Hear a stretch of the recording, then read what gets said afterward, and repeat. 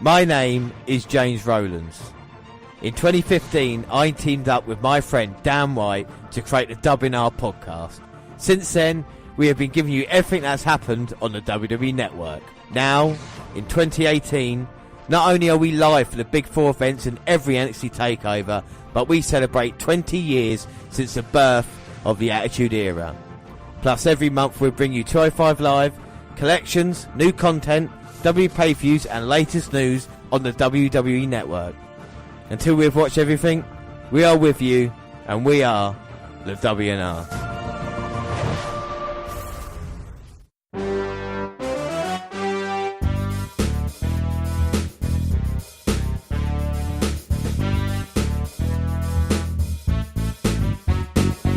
Yes, hello, I am James Rowlands, and as always I'm joined by Dan White. And it's the WNR137 today, episode 137, but it's the first show of 2018, so Happy New Year.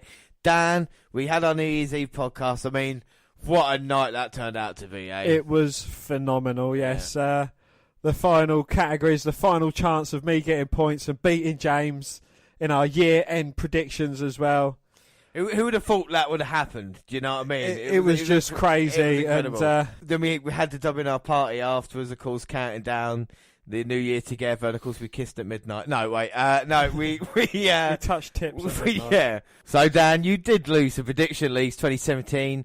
And can you tell us what T-shirt you are indeed wearing now? Well, I came up in my Alistair Black T-shirt, and hanging in front of me was a Certified G Enzo Amore T-shirt, and anyone who's ever listened to a podcast knows exactly my feelings on that useless piece of shit.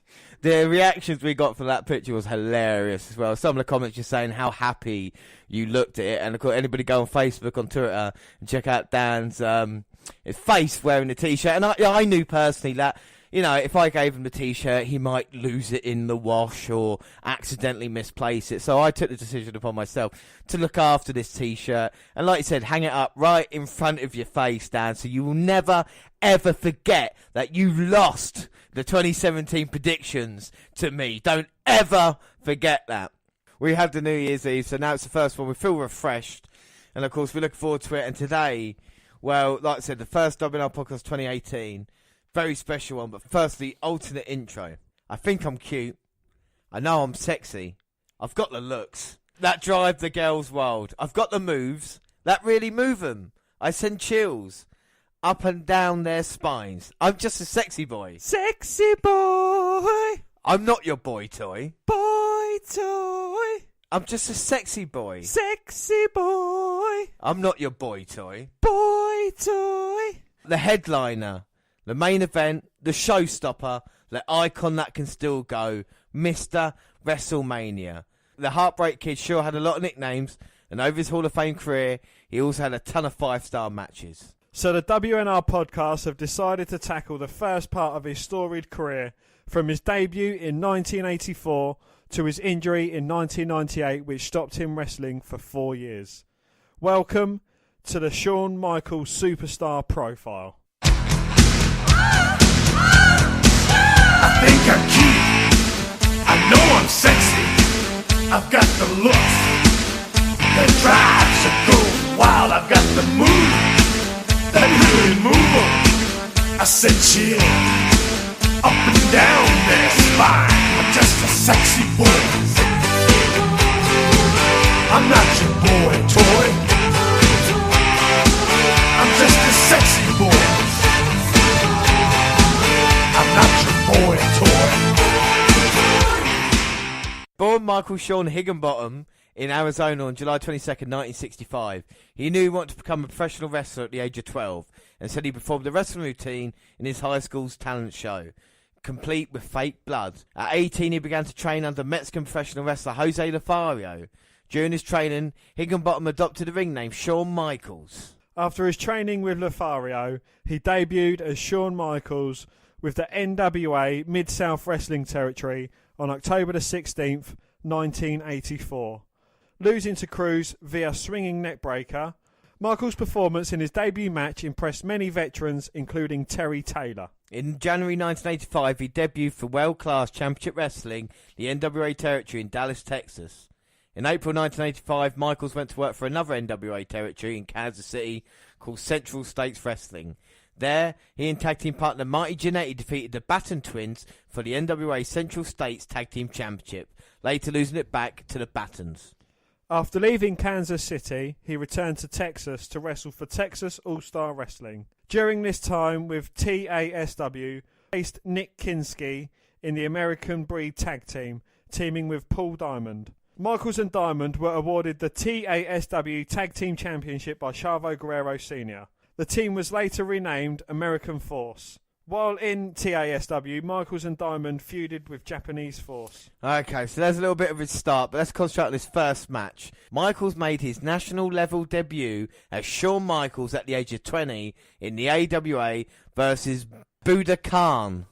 The young Shawn Michaels in the AWA, very famous for having Nick Bockwinkel as its champion for a very long time. Of course, unfortunately folded in the 80s, but it was there. Mr. Perfect, Kurt Hennig got his start. And a lot of young wrestlers we see with Shawn Michaels and all. And Buddha Khan, big man, shall we say. Aye, big man. He is a big man, going against a young Shawn Michaels, making his national TV debut. Who'd have thought this young man here, 20, would become what he did later days? What do you think he's looked, Dan? Explain what he looks like. He looks like a very young Shawn Michaels. Yeah. He's got little black pants on, white knee pads, white boots. He's got a very short hairstyle. Yeah, very, I have to say, 80s hairstyle. But not in a weird way. Kind of think Scott Bakula in Quantum Leap, maybe, in that kind of way. You're looking at him. I wouldn't say in a fighting shape yet. He's still a little bit chubby as well, isn't he? You know, so... A collar and elbow tie-up straight into an arm drag takedown by Michaels. Oh, we can see by the way it looks, you can see some of the empty seats and the audience as well. I'd probably say 50 plus would be a fair assumption at the moment. And a lovely takedown by Michaels. I mean, he's certainly picked it up very early. Yeah, I mean, Jose Lothario, one of the Mexican legends, teaching Shawn Michaels everything he knows. You see how good Shawn Michaels wanted to be. Good chubby little cheeks, didn't he, bless him? Takedown behind on Buddha Khan. A lovely takedown there by Shawn Michaels. This is proper old-style wrestling, isn't it, you know? Pure grappling. 1986 this is, Dan. How old are you here, 10?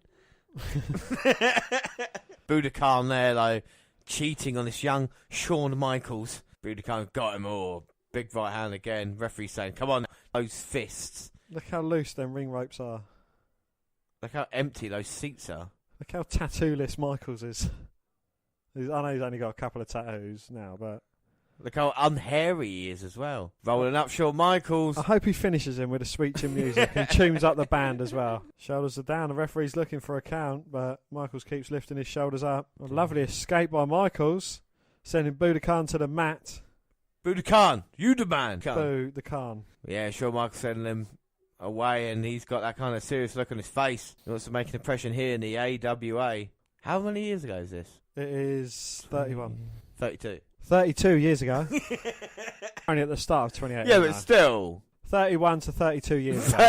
Depending on where you're listening to it. Then again, you could be listening to it in 8 years' time. That'd be 40 years ago. So, I mean, that's the weird... I'm old. Anyway, Shawn Michaels now's got the arm of this big man. The crowd's going wild.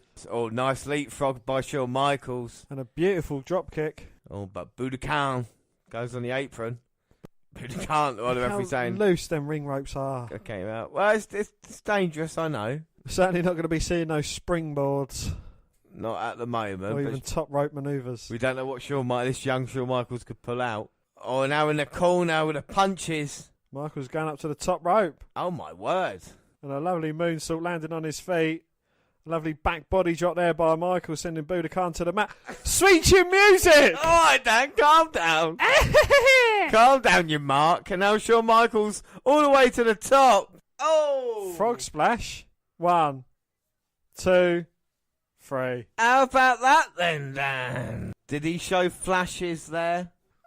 He did indeed, yes. Especially with the sweet chin music. Yeah, a super kick at the end and a beautiful flying splash. Must have flown 3/4 of the way across the ring, and Shawn Michaels makes his national television debut. So he moved on. He teamed with Marty Jannety, billed as the Midnight Rockers. The Midnight Rockers won the AWA Tag Team Championship in 1987. The Rockers were signed by a competing promotion. the World Wrestling Federation. They were fired from the WWF 2 weeks later for a bar incident, a misunderstanding according to Michaels' biography. They then returned to AWA, where they won the AWA Tag Team titles for a second time, but were re-signed by the WWF a year later. Well, the Rockers re-debuted at WWF July 7th, 1988. Due to WWF Chairman Vince McMahon's desire to have his performers carry WWF exclusive ring names, Michaels and Jannety were renamed simply as the Rockers. The team proved popular with both children and women and was a mid-card stalwart of television and pay-per-view shows for the next 2 years. So now we're going to focus on a couple of Rockers matches. And first, Saturday night's main event, November 1989, and it is November 25th, a 2 out of 3 Falls match, Brainbusters versus the Rockers. And the Brainbusters were better known as 2 of the 4 Horsemen, Arn Anderson and Tully Blanchard. Weirdly, this is their last match as a team. And look at the difference now. First off, in just the setting where they are, you can tell the WWF are the show at this time, can't you, in the 80s? Most definitely, yeah. When you move up and you just see the kind of difference in look of the event, and now Marty Jannety and Shawn Michaels. What do you thought, what's your thoughts on Marty Jannety? I never really asked you about that. I don't know. I wasn't overly impressed by Marty Jannety, but you know, he worked really well as a tag team with Michaels. Yeah, you know, you can't really fault them. They was very energetic, high flying. Certainly, very good for the era. Yes, yeah. I mean, people are very, very fond of the Rockers and the impact they had, and that's why we're going to focus on them now for a little bit, because this is kind of what got Shawn Michaels. They kind of noticed in the WWF, you know, especially someone his size, teaming up with Jannety gave him kind of weirdly more of a chance. And we talk about the Brainbusters. We see Bobby Heenan now with Tully and Arn. I mean, these guys are big guys in both ways, you know, not in just in size, but in just kind of star talent they were in WWE and how big they were. You know, part of the 4 Horsemen, one of the biggest groups there with Flair. And now they come over here and they're wrestling people the size of the Rockers. So we're going to see how good the matchup is. Bobby Heenan not happy with the Brainbusters. So here we go. We're going to see this match, and Heenan not happy, but we're going to look at Shawn Michaels quickly. Just explain his look. We just saw him in the last match, Stan. And can you explain what he looks like right now? Well, I think he's certainly a bit more chiselled. Got long blonde hair now, which is slightly curly, and he's wearing fluorescent green trunks. Well, not trunks, but trousers with zebra print boots. Yeah. And white boots with tassels coming off them, and some nice wrist tape. It is, and it's the Rockers looking at it, and Shawn Michaels definitely got it. And with Marty Jannety, talk about not being a huge fan. I remember going to a UK show when I was a kid and being in the crowd, and someone behind me, when Marty Jannety, they said to his mate, like, do you know that Marty Jannety used to be with Shawn Michaels? He goes, what? Nah. He goes, yeah, and he was like maybe considered better than Shawn Michaels at that point in time. I turned around and go, is that true? And I was like, well, yeah, it is. And we watched him. Wasn't a bad match, and I think Jannety was quite talented. The problem is he never got over leaving. He got caught, you know what I mean? Like, he couldn't escape that gimmick. And plus, we talk about personal demons. You know, Jannety suffered big he time. had some demons. Well, we talked about Jannety recently, didn't we? About, you know, having problems with his daughter. So we were like... Indeed, yes. And the Rockers with the quick fall there, they get a 1-0 lead after a bit of interference by Arn Anderson helping his partner, hurting Jannety. Michaels jumped over Blanchard, took out Arn Anderson, and Jannety rolled up for the first quick pinfall. Oh my God, so already they're in the lead. Great bit of teamwork there by the Rockers. They're in their prime at this point in time, aren't they, you know? They make a perfect team, Marty Jannety and Shawn Michaels. There is no problems between them whatsoever. And I don't see any in the future. No, these two are going to go along to be one of the greatest tag teams ever. Well, did they lose the first 4 after not following directions from an enraged Heenan, who then left the ringside area? I think that's what Heenan's saying. Well, Arn Anderson and Blanchard are both arguing with Bobby the Brain, and they don't see the Rockers behind them. Quick roll up by both of the Rockers. Arn Anderson and Blanchard both kick out. Double leapfrog by the Rockers and twin super kick. Sending the Brainbusters scurrying away out the ring. And talking of scurrying away, the Weasel is making his way up the ramp after being disrespected by his tag team. And Arn Anderson's frustrated about the whole thing. Grabs Shawn Michaels on the colour tie-up, and Heenan said he's finished with him. Shawn Michaels and Arn Anderson traded punches. It's good to know they wrestled each other as well, isn't it? You know how Michaels and Anderson. Yeah, legendary Anderson was. A lovely hip lock takedown. Beautiful off the ropes. I reckon run a takedown with the punches. So that means Michaels wrestled 3 out of the 4 horsemen. Oh, and Heenan saying no, be away with you. The Rockers' perfect double team moves on the Brainbusters. They are very crisp and both in sync with each other. And now they're double hip toss, elbow drop down. And they both tip up and nip up at the same time. And Heenan, classic Heenan. Peering round the curtain. Yeah. I'll make sure you know he's gone. Tully comes in, but it's get caught. Oh, atomic drop attempt. But Blanchard misses. Marty goes for an atomic drop on Marty Jannety. But Jannety, with a lovely flips out backwards, tags in Michaels. Oh, with a lovely running knee lift. Goes for the cover. 2. Oh. But Blanchard kicks out. Ah. This is a much faster pace than maybe many would be expecting at this time. Michaels looks like he's going, what, head scissors? Yes, but gets caught, hung up the top rope. A bit of an assist there from Arn Anderson, and Blanchard gets the cover. Yeah, 1-0. And yeah, very quick, isn't it? Very quick match at the moment in time. A lot quicker than the first one we saw. We go to an ad break and we're back on SNME. Jesse the Body Ventura interviewing Bobby Heenan backstage. Oh, and I think Shawn Michaels might be seriously hurt there. He hung up on that top rope. Might have crushed his larynx. Jannety trying to help out his partner, but Blanchard, Arn Anderson with a distraction. Blanchard straight in on the punches. They want to try and capitalise on Michaels' injury as quickly as they can, I suppose. And they do. Arn Anderson gets a tag in after a double team move. They're just going to work down on Shawn Michaels. Boom! Double A spine buster. Go for the cover. This is it, surely. Don't call me Shirley, but Jannety breaks up the pin attempt with a lovely punch to the head of Anderson. And now Michaels struggling to get the corner, but Anderson's on top. And again going for the cover. I used to like this move, I realised it was silly. Well.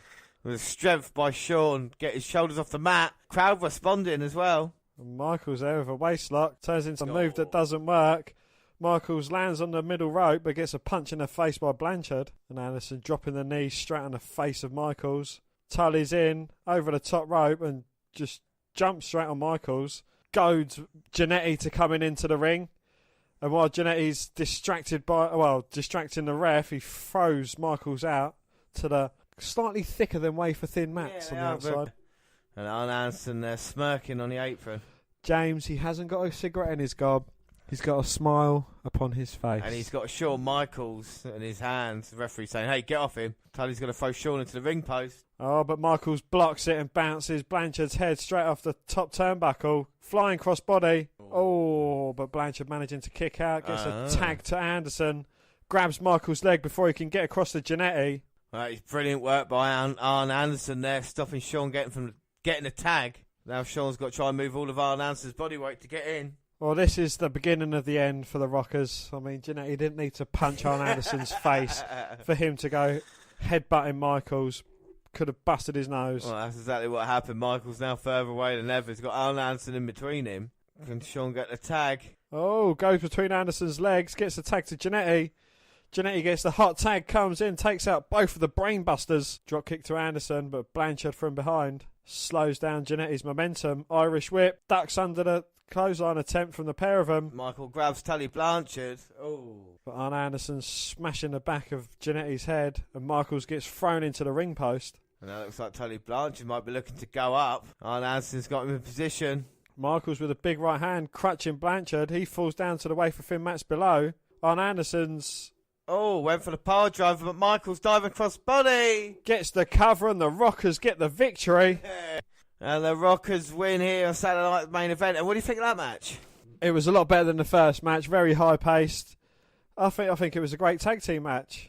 I think it was really good. They talk about ahead of its time. I think that there kind of reminded me of like this year with Rival DIY, like a proper tag team match. You know, yeah, 2 teams being a part of it. Brilliant, and that is the Rockers on Saturday night's main event. Alright, so up next, Michaels headlined his first pay-per-view for the WWF when the Rockers were involved in a 4-on-4 Survivor Series match main event of the 1989 Survivor Series. So the next match we're going to watch is from Survivor Series 1989. It's the Ultimate Warriors. Obviously, the Ultimate Warrior with Jim the Anvil Neidhart and the Rockers, Shawn Michaels, Marty Jannety, versus the Heenan family, Bobby Heenan, Andre the Giant, Haku, and Arn Anderson. This is Shawn Michaels' first main event of a pay-per-view. So here comes Shawn Michaels, and a couple of weeks after we've just seen Saturday night's main event. So he's got exactly the same look, but he's in now. And he drop kicks Haku and Arn Anderson out the ring. But they get caught by Andre the Giant, who bounces the Rockers' heads together. And that's Bobby Heenan, who's just gone to the outside. He's actually wrestling in this one. It is Heenan's family. And Jim the Anvil Ninehead getting fucked up here. We haven't seen a lot of Andre the Giant, but what we've seen has not been good. The high-energy Ultimate Warrior making his way to the ring. Warrior's in. Oh, and he's just eliminated Andre the Giant from the Royal Rumble. It's certainly full of energy. This is what killed Andre, taking the clothesline on the outside. Not many people know that. And Andre's been counted out. Uh-oh, this is trouble now for Heenan. And what can they do? Now it's only Haku and Arn Anderson. And a huddle from the Warrior team. Oh, Warrior tags him, Jim the Anvil Neidhart. Marty Jannety keeps touching his nose. Haku in now. And Haku now working over Jim the Anvil Neidhart. And Haku and Jim trading blows. Arn Anderson tags in. 2-on-4 basically, because Heenan's not going to get in there at the moment. He's wearing a much smaller singlet, the same as Andre the Giant. Yeah, it's Andre the Giant's old singlet. Oh, now Bobby the Brain's getting involved. Oh, cheap shot. The Rock is trying to get in. Warrior's made his way round to the Heenan family side. Gets told off by... Is that junior referee Earl Hebner? It might be. I think it's Shane McMahon at ringside. No, it is, look. Yeah. Yeah. Yeah, Shane McMahon was the referee back in the days. Oh, Haku just pinned Jim. Shawn Michaels has come in. And Warrior just can't keep still on the outside of the ring. He's pacing. I think he's on something. What, Haku just shoulder blocks. Shawn Michaels down. Michaels with the leapfrog. Oh, looking to flip Haku over. Haku stopped, going for a headbutt. Warrior's certainly turbocharged up. Quick succession of tags there between Jannety and Michaels, taking turns of twisting the arm of Haku. Oh, now he's got Shawn Michaels tagged in. Warrior pushing Michaels off. He's giving her extra trajectory, isn't he? And now Jannety and Michaels working on Haku. Would you stop? Marty Jannety dodges the clothesline. Michaels gets hit. Jannety looking for a flying crossbody, but gets caught by Haku. Michaels with the assist and a drop kick. 1, 2. Oh, but Haku managing to kick out. Jannety goes back to the arm. Heenan pacing as well. Warrior pacing twice as much. Yeah, Anderson gets a tag in. Well, Jannety ducking down, so Anderson would jump over the top of him. But Anderson dropping straight on top of him and just taking him out. Haku in now. Double team Jannety. But Jannety gets caught by Michaels. Dual super kick from the pair. Sends on Anderson out. And now Haku is rocked. Lovely spinning back elbow by Jannety. Goes for the cover. But Haku with the kick out. Just shows how powerful and tough Haku is. And now the Warrior's in. The energetic Warrior's in. Backdrop to Haku. Misses the elbow low. Oh, and Arn Anderson in now. Got the out. Well, did have, but only for 2 seconds. Warrior has pulled off Arn Anderson's arm and hit him over the head with it. Marty Jannety attaches it back into place. Anderson trying to take Jannety down, but Jannety nipping straight up and staying to work on that arm. But very technically, Arn Anderson takes him down, gets a tag to Haku. Marty Jannety Irish whip Haku, but Haku sidesteps. Jannety hit nothing but turnbuckle there. And now Bobby the Brain wants in. And now look at Heenan beating up Jannety. Gets one move in and tags straight out to Arn Anderson. We've got to wonder how much Haku and Arn Anderson have taken out of him. Well, they certainly still got it. Haku with a lovely kick there. 1, 2. Oh, but Jannety managing to kick out. Now Heenan wants to come in. Yeah, Heenan again. Look at him stomping the mud hole, walking it dry. Drops a knee across the chest. 1, 2. Heenan got the victory. Yeah, Heenan pinned Marty Jannety with a big knee to the face. And that's what killed Marty Jannety's career. And now Warrior's going to beat him up. Warrior's just throwing Jannety out. You mean nothing to me now. Catches on Anderson and he's going to squeeze the life out of him. Bear hug. But on Anderson with a rake to the eyes managing to get out. Oh, and Warrior grabs Haku. Straight into a bear hug for him. He's got to go to the eyes too, I think, James. And Warrior with the tag into Michaels goes for the cover 2. Oh, but Haku managing to kick out. Oh, Haku raked to Michaels' eyes. Throws him to slightly thicker than wafer-thin mats below. Oh, Warrior helping Michaels get back up. Just throws him in the ring. See, Shawn Michaels in trouble. Of course, Jannety's already been eliminated. Michaels, flipping over the top of Arn. Oh, lovely truck toe hold, taking Arn down and just rubbing his bald head across the mat. And he's looking in the wrong part of town here for the tag. Runs right into the Warrior. Oh, he gets a big chest bump from the Warrior. And now Michaels tags in the Ultimate One. Both men with big right hands take the Enforcer down. I think it's credible to think that Ultimate Warrior, how big a star he was here, but what Shawn Michaels would become at this time, he's just like any tag team partner. Do you know what I mean? Who would have thought? He's just like an extra. Yeah, exactly. Who would have thought what he would become right now? And Team Heenan still with 3 members remaining, just the 2 on Team Warrior. Yeah, unbelievably. Heenan getting a pin earlier as well, so he might be a dangerous man to win this. Oh, and the Warrior throwing Michaels on top of Arn Anderson, but Anderson managing to kick out. And Arn Anderson and Haku have taken over now. Chop to Michaels' chest and bouncing him off the top turnbuckle. Haku's now working over the HBK. Oh, Haku there, jumping onto the second turnbuckle, springboarding off. And Michaels with an assist. The diving crossbody lands on Haku and gets the elimination. Haku's gone. They're kind of shocked there. Who would have thought he would have been eliminated? Arn Anderson eliminating Michaels from the Royal Rumble, throwing him over the top rope. But of course, this is Survivor Series. Heenan. Oh my God, Heenan. Going up to the top on the outside. This is extreme. Nope, getting scared of heights. And climbing back down again quite gingerly. Now Arn Anderson bringing Shawn Michaels in. Of course, this is Shawn Michaels' first pay-per-view main event. As part of the Rockers going to sunset flip over. Oh, Arn Anderson trying to get the tag. Oh. But unable to make it to Heenan. Heenan saying, I don't want to tag in, do I? Heenan very animated, saying he don't want to tag Anderson back towards Michaels, saying, no, go on, you finish it, my friend. Oh, now Heenan's going to come in. Michaels. It's a bit dreary. Bobby Heenan versus Shawn Michaels, eh?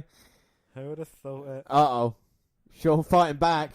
Oh, and Heenan falling over towards Arn Anderson and managing to get the tag out. Looks like both men bumped heads then. Again, the Warrior, but I don't think Heenan would want to be in there with the Ultimate One. He doesn't even want to be in there with HBK, let alone anyone else. Warrior desperate for the tag. Heenan not so desperate for the tag. And Arn Anderson there. I mean, we saw him part of the Brainbusters. We see what a great tag team wrestler he is. Stopping Michaels, getting across. And both men making their way to a vertical base, exchanging big lefts and rights. The better of the exchange with a big knee to the midsection. Now he's just headbutting Michaels in the stomach. Yeah, just vicious by Anderson. Irish whip to Michaels, but Michaels leapfrogs over. Oh, and delivers a big right hand to Anderson. Throws him to the corner. Was he looking for a monkey flip? But on Anderson, looking for an atomic drop. Michaels lands on his feet. Oh, and a big double A spine buster there from Arn Anderson. Yeah, and that might be it for sure, Michaels. Been eliminated. Yeah, Michaels gets eliminated. Now it's just a Warrior. But I think that's all that's needed. Warrior running the ropes, shoulder barging through Arn Anderson. Irish whip throws Anderson into Heenan. Gorilla press. Drops him. Big splash from Warrior.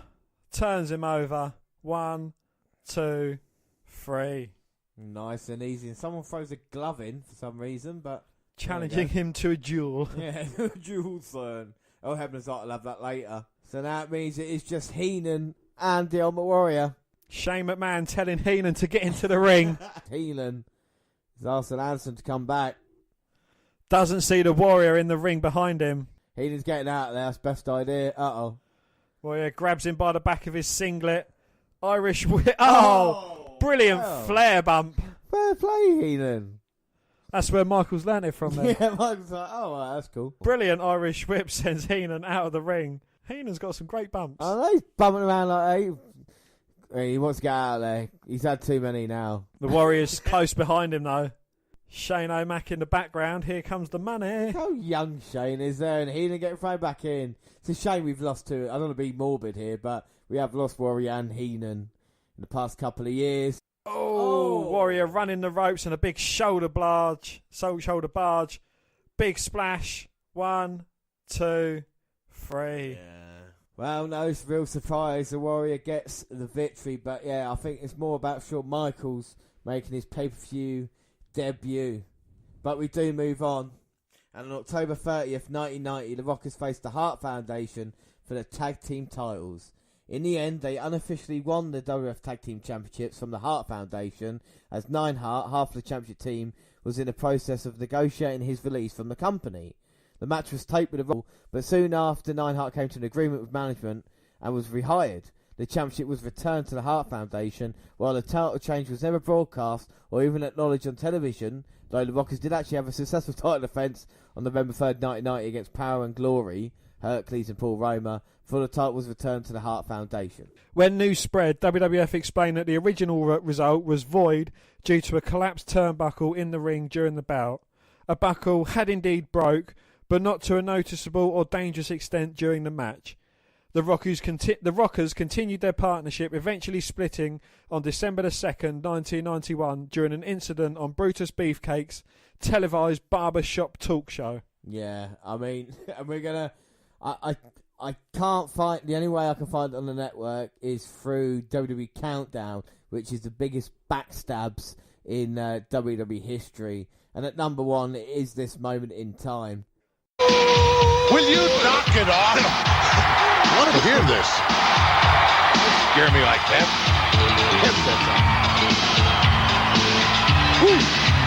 Welcome to the barbershop, ladies and gentlemen.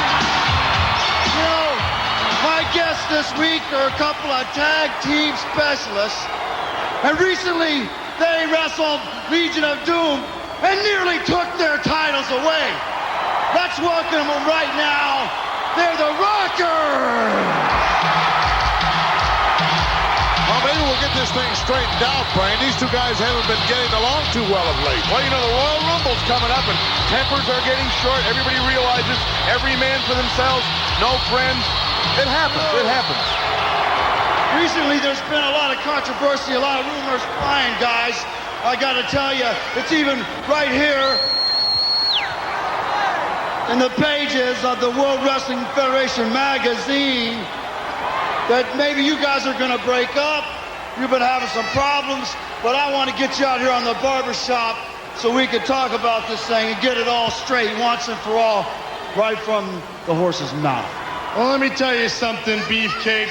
There's no doubt that the Rockers are without a doubt the tightest team in the World Wrestling Federation. And I know that the rumors have been flying, but I can assure you, as the captain of this team, as the guy that has put all of this together, that there are absolutely no problems with the Rockers whatsoever.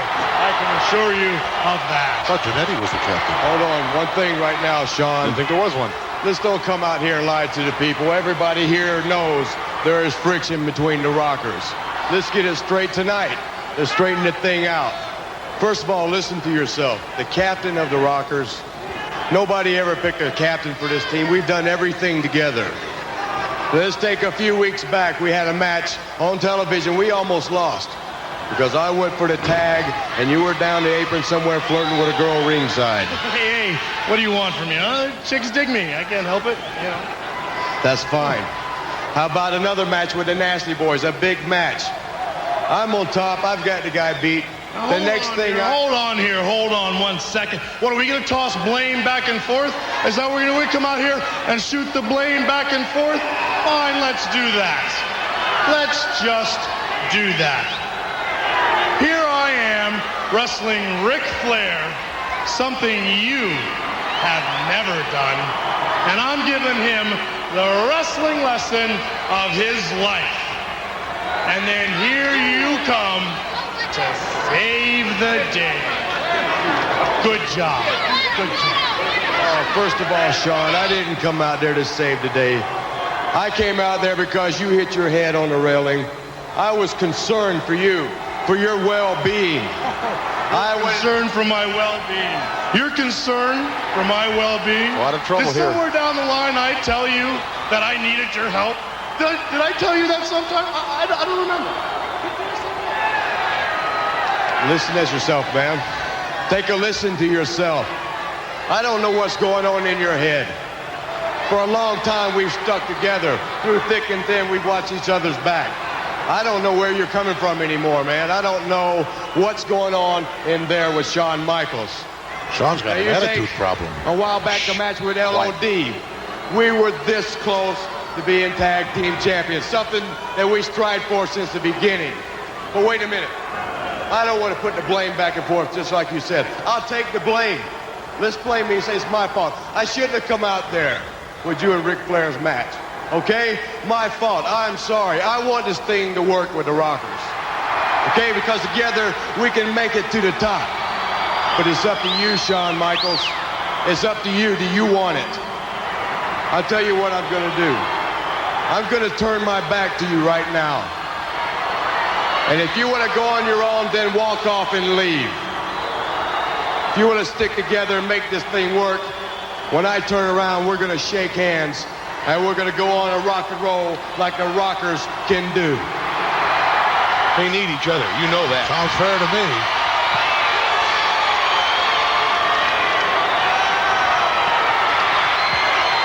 He's not going to walk away.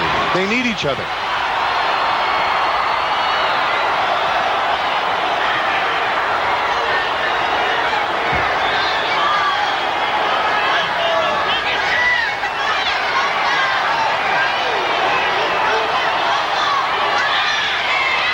Ladies and gentlemen, the Rockers! Told you. Glad to see that. Told you.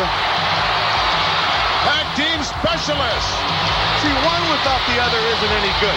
Oh, I knew he was going to do that. I just knew he was going to do that. He don't need Jannety. I told you that off and on. Are you kidding? What a despicable act that was. Oh, my God. Right through the glass window of the barber shop.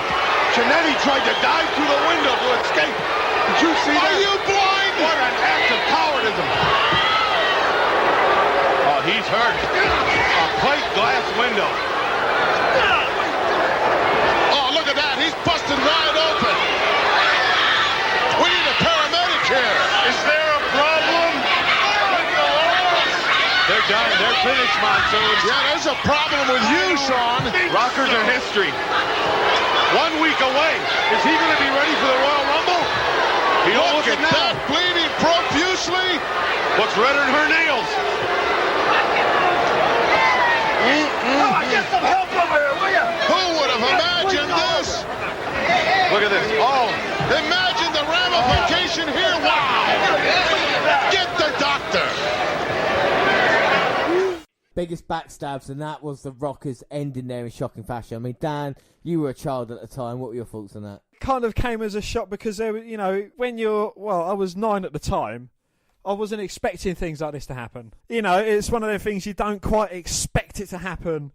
And, Shawn Michaels said, yep, everything's fine. They shook hands, cuddled, and then the super kick through, and then throwing him through the window. It's very different. It was shocking. It was unbelievable. One of the best terms on a tag team partner. Like you said, they've done it to death ever since then on a tag team partner, turn on tag team partner. But at that point in time, it was new, it was exciting, and what better way for Shawn Michaels to kind of say he's going to go out on his own.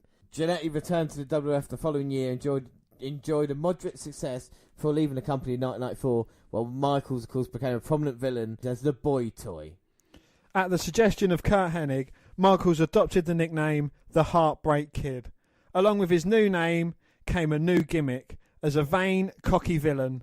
He was put together with mirror-carrying manager Sensational Sherry, who, according to the storyline, had become infatuated with him. Sherry even sang the first version of his new theme music, Sexy Boy. I think he's cute. He's so sexy. He's got the look. This riser goes wild. Got the moves that really move me. He sends chills up and down my spine. He's just my sexy boy. He's not your boy toy. He's just my sexy boy.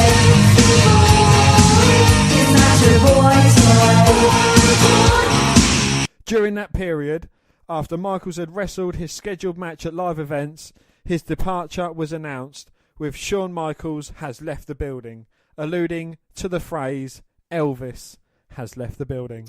At WrestleMania, Michaels defeated Tito Santana in his first pay-per-view singles match after both men had simultaneously eliminated each other from that year's Royal Rumble. Michaels subsequently became a contender to the promotion's single titles and failed to win the WWF World Heavyweight Championship from champion Randy Savage in his first opportunity to compete for that title at British event UK Rampage held on April 19th at the Sheffield Arena and broadcast on Sky Movies Plus. The match aired later in the US and an edition of June 15th of Prime Time. And now we move on to our next match, which is a Ladder of Success. The first ladder match to take place in WWE ring, seeing Shawn Michaels against Bret Hart for the IC Championship. And I mean, this is it. Oh, look how young he is. There's the Heartbreak Kid, Shawn Michaels. Is it that big a jump from what he was in the Rockers to now? Yeah. Listen to the reaction of Bret Hart, though. Well, Michaels now backing Bret Hart into the corner to start off the first ever ladder match in WWE history. Sorry, it's a steel ladder match. A steel ladder match in WWE history. Shawn Michaels versus Bret Hart. Yeah, he's going for Bret's. Oh. Bret with a clothesline to young Michael. Sends him down. Shawn Michael Higginbottom. Yeah, he's changed his outfit. He's still got the same hair, hasn't he? He's gone mulleted up now, hasn't he, really? Rather than the kind of fluffiness he had in the Rockers. Yeah. And the trunks. It's the cocky lip that I like, you know. Yeah, the little cocky lip that goes up. And of course, the trousers that he's wearing's got the, I thought broken hearts, but it looks like just like red zebra cow stripes. patches. Yeah, cow patches. Zebra stripes in blotches. Yeah. You don't know. Oh, he's got zebra stripes inside the red cow blotches. Yeah, that's what I said to you. And Bret Hart, of course, in the classic red and black. What? Pink and black. That was because I was looking at Sensational Sherry's fucking dodgy heart makeup on her face. Oh, and Sherry Martel distracted. Bret Hart was going to get the ladder and Shawn Michaels with a chop block from behind. Yeah. Actually. Michaels stopped him. Knee to the midsection. Michaels is fully in control of this match now. Looking to get the steel metal folding ladder. That ladder's a long way away. Michaels caught another big right hand by Bret. Throws him into the barricade. Sense of execution, headbutt. Dropping the elbow across the throat. Bret getting the ladder.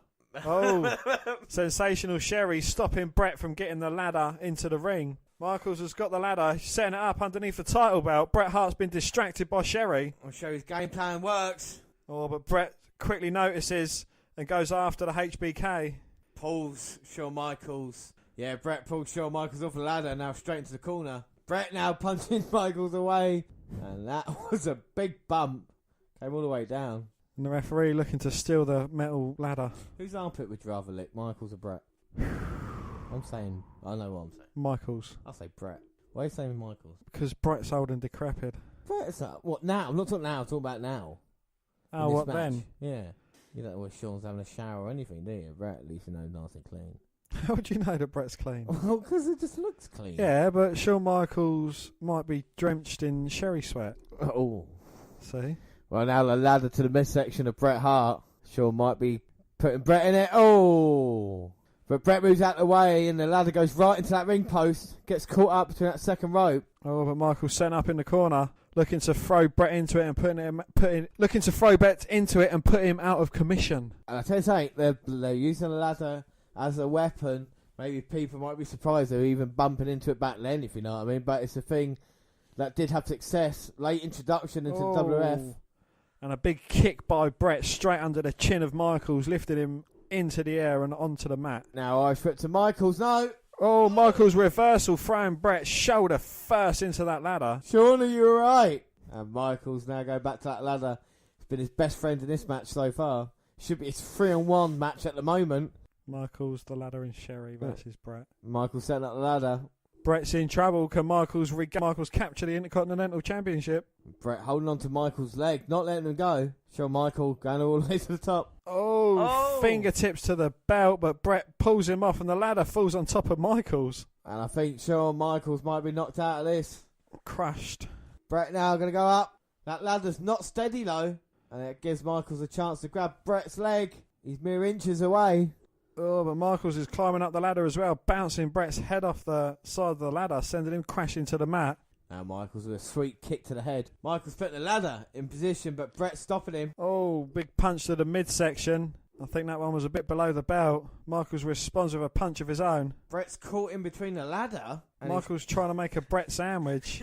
Shawn Michaels running towards Bret, but Bret getting the feet up in time. Coming off the top rope with a big clothesline, taking down Michaels, and Michaels selling it like a good un. Oh, Brett's got him up. Oh, puts him down.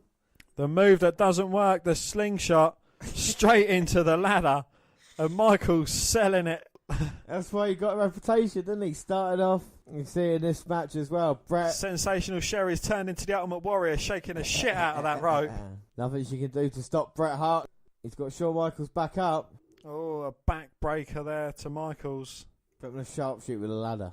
Don't know how it works, but do it. Do it. And now Bret thinks he's got time to go up and get it, and I think he might have. And Michaels is down. Bret fingertips on the belt, but Michaels shaking the ladder. Oh, fucking hell. Bit of an awkward landing there for Bret. And there's still someone managing to work around it. Michaels now pushing Bret off. Oh, both men collide heads. What do you think of that kind of move, James? Yeah, that's brilliant. And at the moment, these two men really giving each other everything they got. Shaw setting up the ladder. He's first to recover. Maybe it was Sherry screaming at him to get him up. I'm sure she's got a lovely personality, though. She's dead now, don't matter, does it? Both climbing to the top. Oh, and both falling off the ladder. But both men up quite quickly. Oh, and again, Michaels take the shortcut out. Poke to the eye. Double reversal there for both men. Very even at this time. Oh, and Sherry tripping Bret over. Bret, look behind you. Oh! Sweet chin music. He shouldn't have turned round into that. Well, we saw him use it on his former tag team partner. We've just seen him use it at Bret Hart. I mean, surely now. Don't call me Shirley. Michaels could climb and go for the belt, but he doesn't want to. He wants to finish Bret Hart off once and for all. It was a side suplex his finish before he decided to go for the sweet chin music, and there it is. You can see why he changed, really, can't you? Yes. And Michaels looking at the ladder. Can Michaels capture gold? Always believe in you. And Michaels getting there. He's got the belt. Oh, but Bret Hart with a drop kick. Hanging Michaels up over the top rope in the pros. I don't know if that was deliberate or not, but it looked painful. Yeah, hell of a bump there by Shawn Michaels, and Sherry's making sure Michaels is alright. I'm sure Sherry will kiss it better later. And Bret's going to go up and get the Intercontinental title a little bit higher. Michaels trying to get back in. Oh. And he can't, and Bret Hart gets the title belt. I mean, Dan, what do you think of that match? I'm quite underwhelmed. I know it was the first ladder match in WWE, but I don't know. I can't help but think I expected more. I loved it. I mean, like I said, yeah, obviously they weren't going through tables or shit like that, but if you think it's the very first one, the kind of bumps they took, both falling off into, onto the ropes Michael did at the end, and what Bret Hart did, and this is kind of 2 years before with Bret and Michaels and Razor as well, so you can see they're still working on things. But no, I really enjoyed it, especially at this time. You had kind of boring Monday Night Raw matches, and this was something that wasn't really seen, and I liked it. I liked it anyway. Anyway, moving on, yes. Well, Michaels was unable to win the Intercontinental Championship from Bret Hart in the WWF's first ever ladder match at a Wrestling Challenge taping on July 21st. However, he won the title from the British Bulldog on October the 27th episode of the Saturday night's main event, which aired on November the 14th. Oh, shortly thereafter, he faced Hart for the WWF World Heavyweight Championship in the main event of Survivor Series, but lost the match. Originally the secondary main event, Michaels and Hart became a primary main event after the Ultimate Warrior was unable to compete, was replaced by Mr. Perfect in a tag team match that involved Randy Savage against the team of Ric Flair and Razor Ramon. During this time, Michaels and Sherry split, and he engaged himself in a feud with former tag team partner Marty Jannety. Michaels lost the Intercontinental Championship to Jannety on the May 17th, 1993 episode of Raw, and will regain it again on June the 6th, thanks to Diesel making his debut. Big Daddy Cool would become HBK's bodyguard, but Shawn's former partner wasn't finished with him yet. Yeah, and this is basically the rubber match now. Shawn Michaels versus Marty Jannety on the 19th of July, 1993, Monday Night Raw. And this is how he lost the IC title 9 weeks ago. Mr. Perfect distracting Shawn Michaels, get the towel thrown in his face. Oh, that knocked him off into... Oh, that must have stunned him. It stunned him, and then Jannety with a small package, walking away. And Michaels with a bigger package losing the match. Walking away with the Intercontinental Championship belt. So here we go, here's the rematches. I'd rather drink Diesel than have Sensational Sherry. You would, wouldn't you? Glug, glug, glug, glug, glug. You would drink that by the litre. And Michaels now, he's redefined his look again, isn't he? He's kind of all heelish black. It is heelish black. It's the same design, but it's like I said, all black with the chaps. Nice chaps. And Jannety's moved on from his Rockers days, hasn't he? Oh yes, he's wearing the Dayglow colours. So here we are in New York City, Monday Night Raw, and what's this? 25 years ago now. Unbelievable. This must be one of the first Raws. Yeah, I mean it's episode 26. It is Raw 26. Look at Jannety. He's still got a young look on his face, hasn't he? Still looks like he's not hit the bottle too hard just yet. Going to get Shawn Michaels, who, I mean, Shawn, do you think he's not as ripped and buffed, is he, really? I mean, he's got quite a little bit of, I don't want to say he's, what's a nice way of saying it? It's not defined, is it? Do you know what I mean? Yeah. It don't look podgy, it just looks like he's put on a bit of weight. He doesn't have to be his best. If anything, Jannety, probably the smaller of the two. And being the smaller, you can get like that. Yeah, Michaels went for backflip. Jannety landed on his feet. Michaels went to pin Jannety. Jannety turned it round.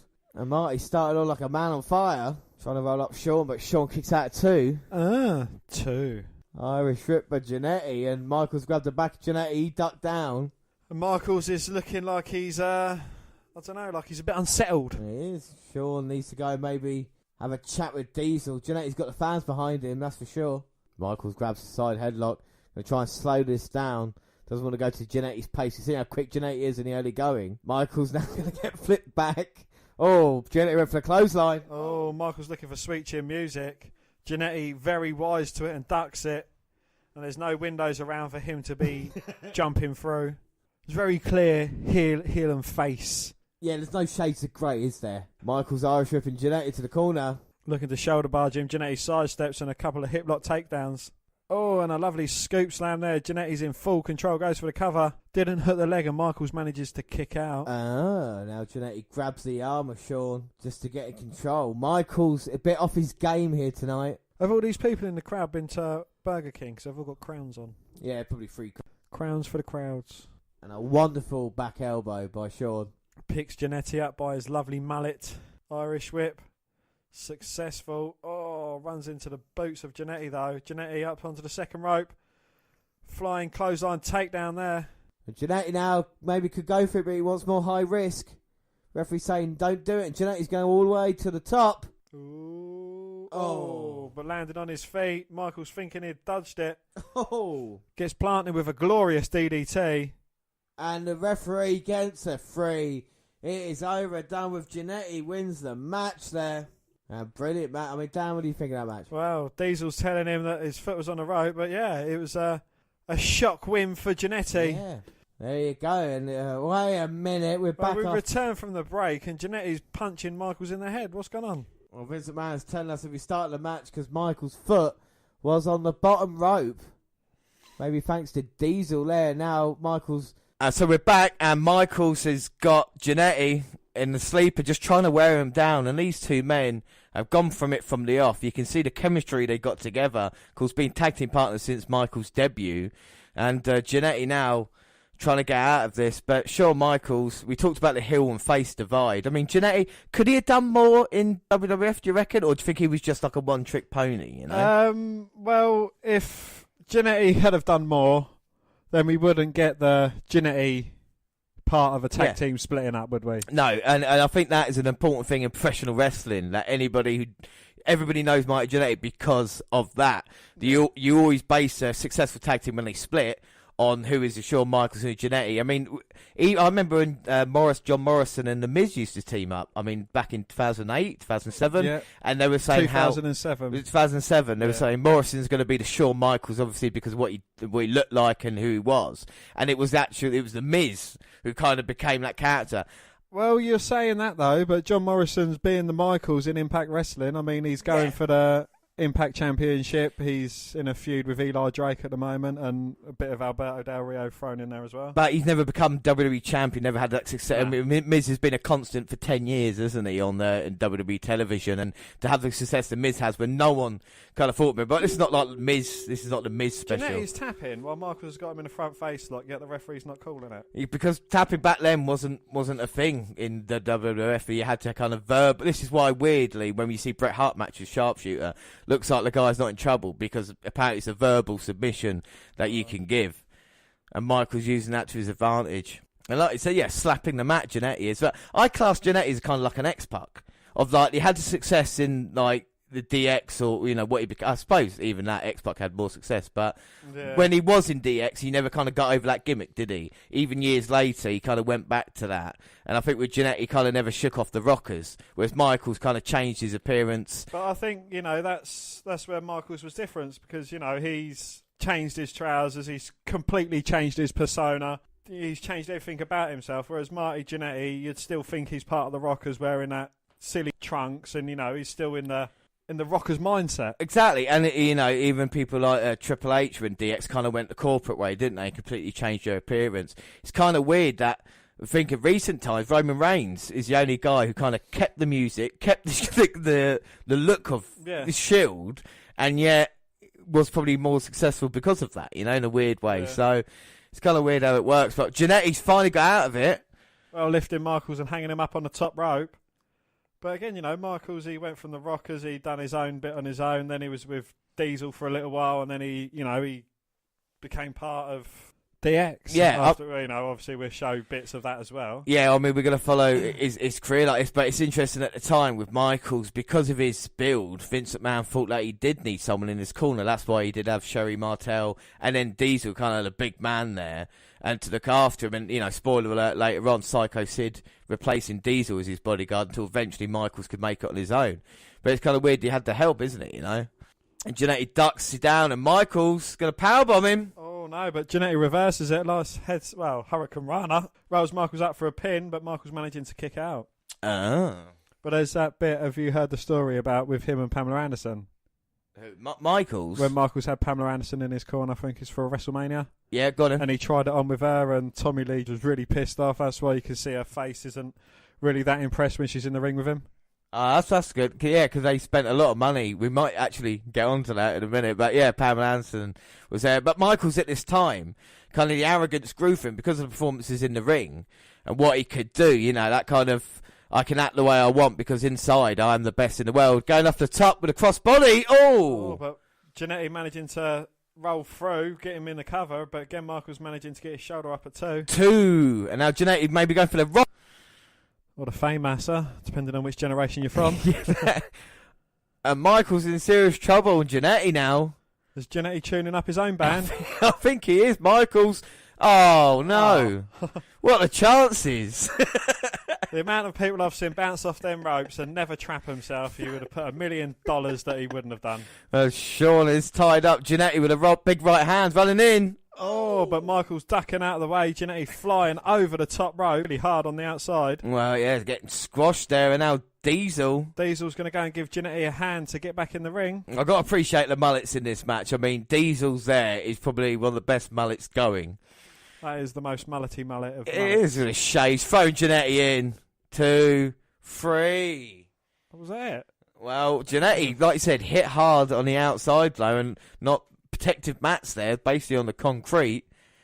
And Diesel not waiting around throwing them in. Michaels does retain. Well, Diesel grabs the Intercontinental Championship, drags Michaels out of the ring, and escorts him out of the building. Sure, Michaels has left the building. Unfortunately for Jannety, this is kind of the biggest he would get in WWF, unfortunately, released in 94. I mean, we'd go on to WCW and we saw Jannety, didn't we, on the Nitro? So, what did you think of the match? Do you know, I think for 1993, for these two guys, I think it was, I wouldn't go amiss today, you know. Yeah. I think very fast-paced for these two. You can obviously see the chemistry, but at this time, they had an idea for Shawn Michaels. They wanted to go further with it. And, of course, it was like, well, someone's got to be sacrificed. And that's what created a kind of Jannety partner of a tag team. Well, just 2 months later, in September, Michaels was suspended for testing positive for steroids, a charge he never admitted. On WWF programs, his suspension was explained by having neglected to defend his title often enough. And after turning down WCW's advances, Michaels returned to the WWF and made several appearances in the United States Wrestling Association, the USWA, during a WWF USW promotion. Just imagine, though, if Shawn Michaels, because everybody was kind of jumping ship back then, if Shawn Michaels had gone over to WCW, what kind of impact you think he would have had you're not sure of. But then in WCW, in the early 90s, they was pushing the smaller guys. Yeah. They was loving their cruiserweight, the brilliant cruiserweight division. Would he have gone the same way as Jericho did? Would he have replaced Jericho with what he done in WCW? Well, that is the interesting thing. Would he have been in the cruiserweight division and been having matches with people like Eddie Guerrero, Rey Mysterio, or would he maybe gone kind of like feuding with people like Macho Man, Randy Savage, and DDP? Or would he have been, one of the early members of the NWO? Exactly. Would it have been him instead of Razor Ramon, or would it have been four of them? It's the weird thing, the click there as well, and that kind of impact with Sting. Michaels would have made, this is the thing we don't know about the part. If Michaels had gone on at that time, would it have been different? We just don't know. But it's interesting to look back and think, it's like a alternate. It is like different Earth, isn't it? Like on Earth 6, you got Shawn Michaels accepted a WCW's offer. He returned to television in November at the Survive Series, substituting for Jerry the King Lawler, who was dealing with legal issues. Jerry Lawler had been accused of raping a 15-year-old girl, so they decided to replace him with Shawn Michaels. But he wasn't charged or anything like that. And he had 3 of Lawler's nights against the Hart brothers, Bret, Bruce, Keith, and Owen. And that match famous for Owen Hart being the only Hart getting eliminated, and that's starting a feud with Bret Hart as well. Black Hart. In 1994, Michaels entered a staged rivalry with Razor Ramon, who had won the Intercontinental Championship, which had been vacated since. Since Michaels had never been defeated in the ring for the title, he claimed to be the rightful champion and even carried around his old belt. This feud culminated in a ladder match between the two at WrestleMania 10. Yeah, if you go back to episode 44, WNR 44, Greatest Mania Matches and Moments, then we watch the ladder match from WrestleMania 10. Michaels did indeed lose the match, which featured both his and Ramon's championship belts suspended above a ladder in the ring. The match was voted by fans as Match of the Year by PWI. It also received a 5-star rating from Dave Meltzer, one of 5 WWF matches to do so. A few months, Michael battled various injuries and launched the Heartbreak Hotel television talk show segment, mainly shown on Superstars. But we go to Raw 73, August 1st, 1994, to watch Shawn Michaels versus Razor Ramon in a WrestleMania rematch. It was just 5 months ago at WrestleMania 10 when the Heartbreak Kid Shawn Michaels met the bad guy, Razor Ramon, in a special ladder match to determine just who would be the undisputed Intercontinental Champion. The world witnessed perhaps the most physical conflict in WWF history. But when it was over and exhausted, Razor Ramon stood victorious. However, just 2 weeks ago here on Raw, we saw the friction between these superstars indeed had not been settled. Razor Ramon, always ready to prove his machismo, invited Shawn Michaels to bring it on. But anytime Shawn Michaels is threatened, the Intercontinental Champion Diesel is right behind him. It will be Diesel who defends the Intercontinental Championship at SummerSlam 4 weeks from tonight against Razor Ramon. However, before we get to SummerSlam, tonight, one-on-one, Shawn Michaels against the bad guy, Razor Ramon, on Monday Night Raw. Yo, boy toy, óyeme chico, tonight, you and the bad guy, one-on-one. And when I'm done, I won't have to worry about you at SummerSlam. Razor Ramon, for the first time since WrestleMania 10, the Heartbreak Kid is stepping back into the ring tonight on Monday Night Raw. You think I'm not going to make it to SummerSlam? Heck, I make all my dates. You, on the other hand, will not make it to SummerSlam. Trust me. Yeah, Diesel had the Reigns push that year. Somehow really got behind him. He did really well at the 94 Rumble, became IC champion. And in November would beat Bob Backlund in 8 seconds, become WWF champion, kicking off a year reign. So Raw from 1994, and Mullet-A-Mania is running wild. And Shawn wants to stop Razor for getting the SummerSlam to face Diesel. And Razor saying, "Oh, you know, man, I'm going to put you down, man. What you got him, man? What you got, man?" What do you think of the Titan? Well, it's not so much as a Titantron, it's just a flashing WWF logo and the... I know, yeah, it's very basic, and it's very easy to kind of... You can imagine one van carrying that in the ring, can't you? No, not a lot of maybe production values there, but it's bright, I should say, like you compare it to WCW at the time, I think it was... a little bit smaller, but it made the crowd look bigger in a weird way, you know, so there wasn't like a huge side. You know, like nowadays, there's just one side of the three is entranceway, basically, isn't it? You know, especially when you consider like the ridiculous WrestleMania entrance this year. That was like a third of the stadium. But it's just classic WWF. You hear Vince McMahon, Macho Man on commentary, Howard Finkel doing the ring announcements. I mean, 1994 is one of those forgotten years, I think, apart from WrestleMania 10. We even had the ring dolly. But you can see how important these three members of the clique were to WWF television. You know, even the past couple of years, you know, Michaels being the IC champion mid-card, Diesel taking it over now, Razor Ramon kind of being the good guy ever since the 1-2-3 kid. And, you know, the fans are behind him. He's definitely a kind of mid to high face in Raw, you know? Well, do you reckon he should have got the title push? Yeah, I think Razor should have got at least a chance. I know you talk about personal demons, but I think if he didn't talk about people that didn't jump over, I think if he'd have stayed with WWF in 96, he would eventually have that title opportunity as well. I think that, you know, someone of his talent, because they're wrong, Michaels was fantastic in the ladder matches and matches against Razor, but it was just as much it was Ramon as it was Shawn Michaels. You know, both men pushed each other, even with friendship and chemistry they had together.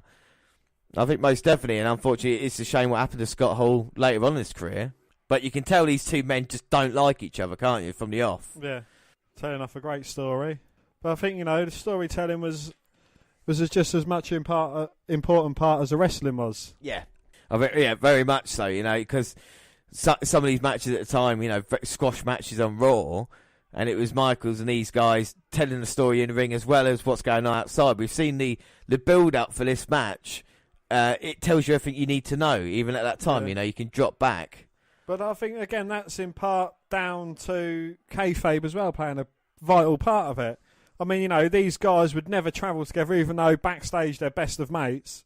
You know, they're all part of the clique, but, you know, you'd never see Diesel in a car with Razor Ramon and, you know. But would you want to see that again? Would you want to, you know, actually think of each other now? Would you think, you know, would you like to bring that back if it was a certain way to, if they said, right, now we have to kind of say, you guys aren't travelling together, try and bring back kayfabe, but you think it's too late?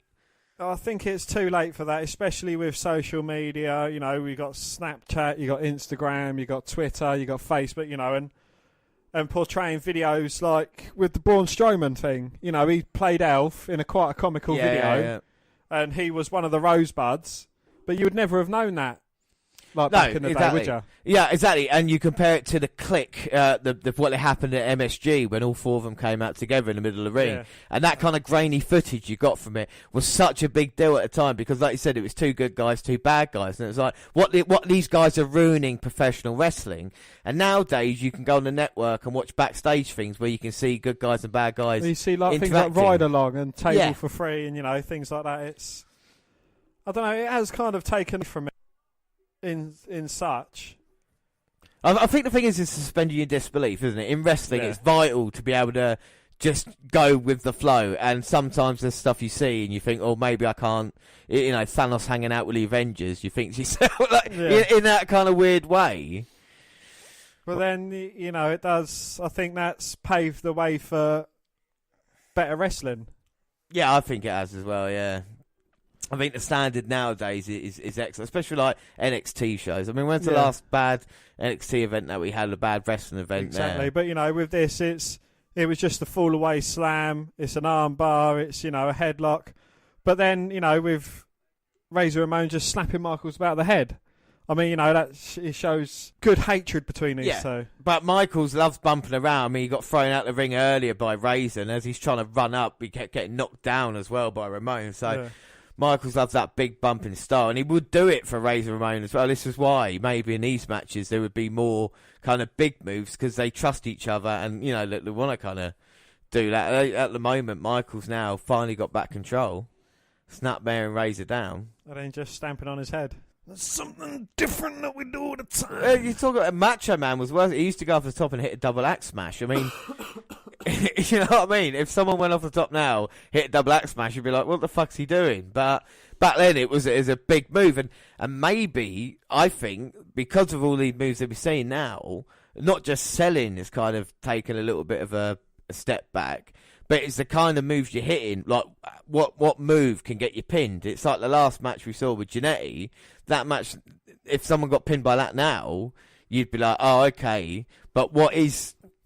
Do you know what I mean? It's the big finishing type moves, and then they shoulder up. And you're like, well, what will put them away? Back in this day, a crossbody from the top rope would finish someone off. But now you have to put 2 or 3 spins in there to land in exactly the same position with exactly the same momentum to get the victory. And also, I think with finishers now, you look at a big match, everybody always kicks out of a couple of finishes, don't they? You know, it's never just like, apart from Reigns and Cena where you hit with just 1 spear, but it's usually 2 or 3. Whereas back in the day now, you know, if it raises Edge or Michaels to hit the super kick, you'd be like, okay, that's like, you're not going to get a shoulder up from that, are they? You know?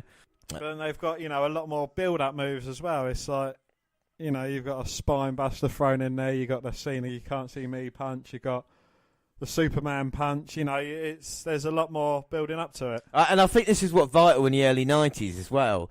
This kind of signature move into a finisher was kind of created by these guys. If you look at like Scott Hall, he had the fall-away slam, you know, and the way he says Michaels with the elbow off the top into the super kick. And with Bret, you knew the kind of manoeuvres he was going to do before he got into the sharpshooter. And now everybody's got them, you know, like you say, but with Orton, it's a DDT off the second rope, power slam into what it is, and, you know, and Michael's slowing this one down now. Got Razor Ramon in the sleeper, just trying to get his breath back. Yeah, Raw like doing that in the early days, putting their main match on at the beginning. Oh, but Michael's going for the drop kick. Oh. Brilliant. And a slingshot catapult there from Razor Ramon, sending Michaels over the top rope into the arms of Diesel, who both collapsed and landed on the outside. And now back from the break, and I don't think Michaels really recovered. They're showing us what happened before the break. Michaels getting caught, going for that drop kick. And Michaels, look, now he's kind of redefined that kind of Michaels we saw last match, isn't it? You know, more outlined. He's got the dark trunks. He might need them now. Razor Ramon thrown him halfway across the ring with the blue hearts. Razor Ramon's got him in the abdominal stretch. Of course, made famous by Wilbur Schneider, everybody. And the Intercontinental Champion Diesel trying to cheer on his man Shawn. Of course, Shawn Michaels got Diesel or Kevin Nash the job in WWF. Vince McMahon wanted a bodyguard, and Michael said, I might know someone. That was Kevin Nash. Weird how it goes sometimes in wrestling. Yeah. And he's had a fairly successful, I wouldn't say fairly successful, but he's had a bit of a film career. Yeah, I mean, he's in a Marvel film. Punisher, wasn't he? Yeah, getting acid thrown in his face. Michael's getting thrown to the canvas by Razor and then back drop, nearly hitting the rafters. That was a high back body drop. High. Michael's now is known as done a few acting gigs since then as well, hasn't he? Nothing too great. No.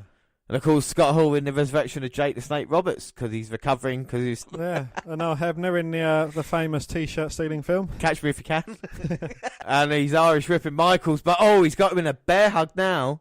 And Diesel's kind of sorted his mullet out a little bit, even though Michaels not going to give up on his. Michaels is fully embracing the mullet. He's like, I'm going to go. I'm going to do this. There's business in the front and a party in the rear.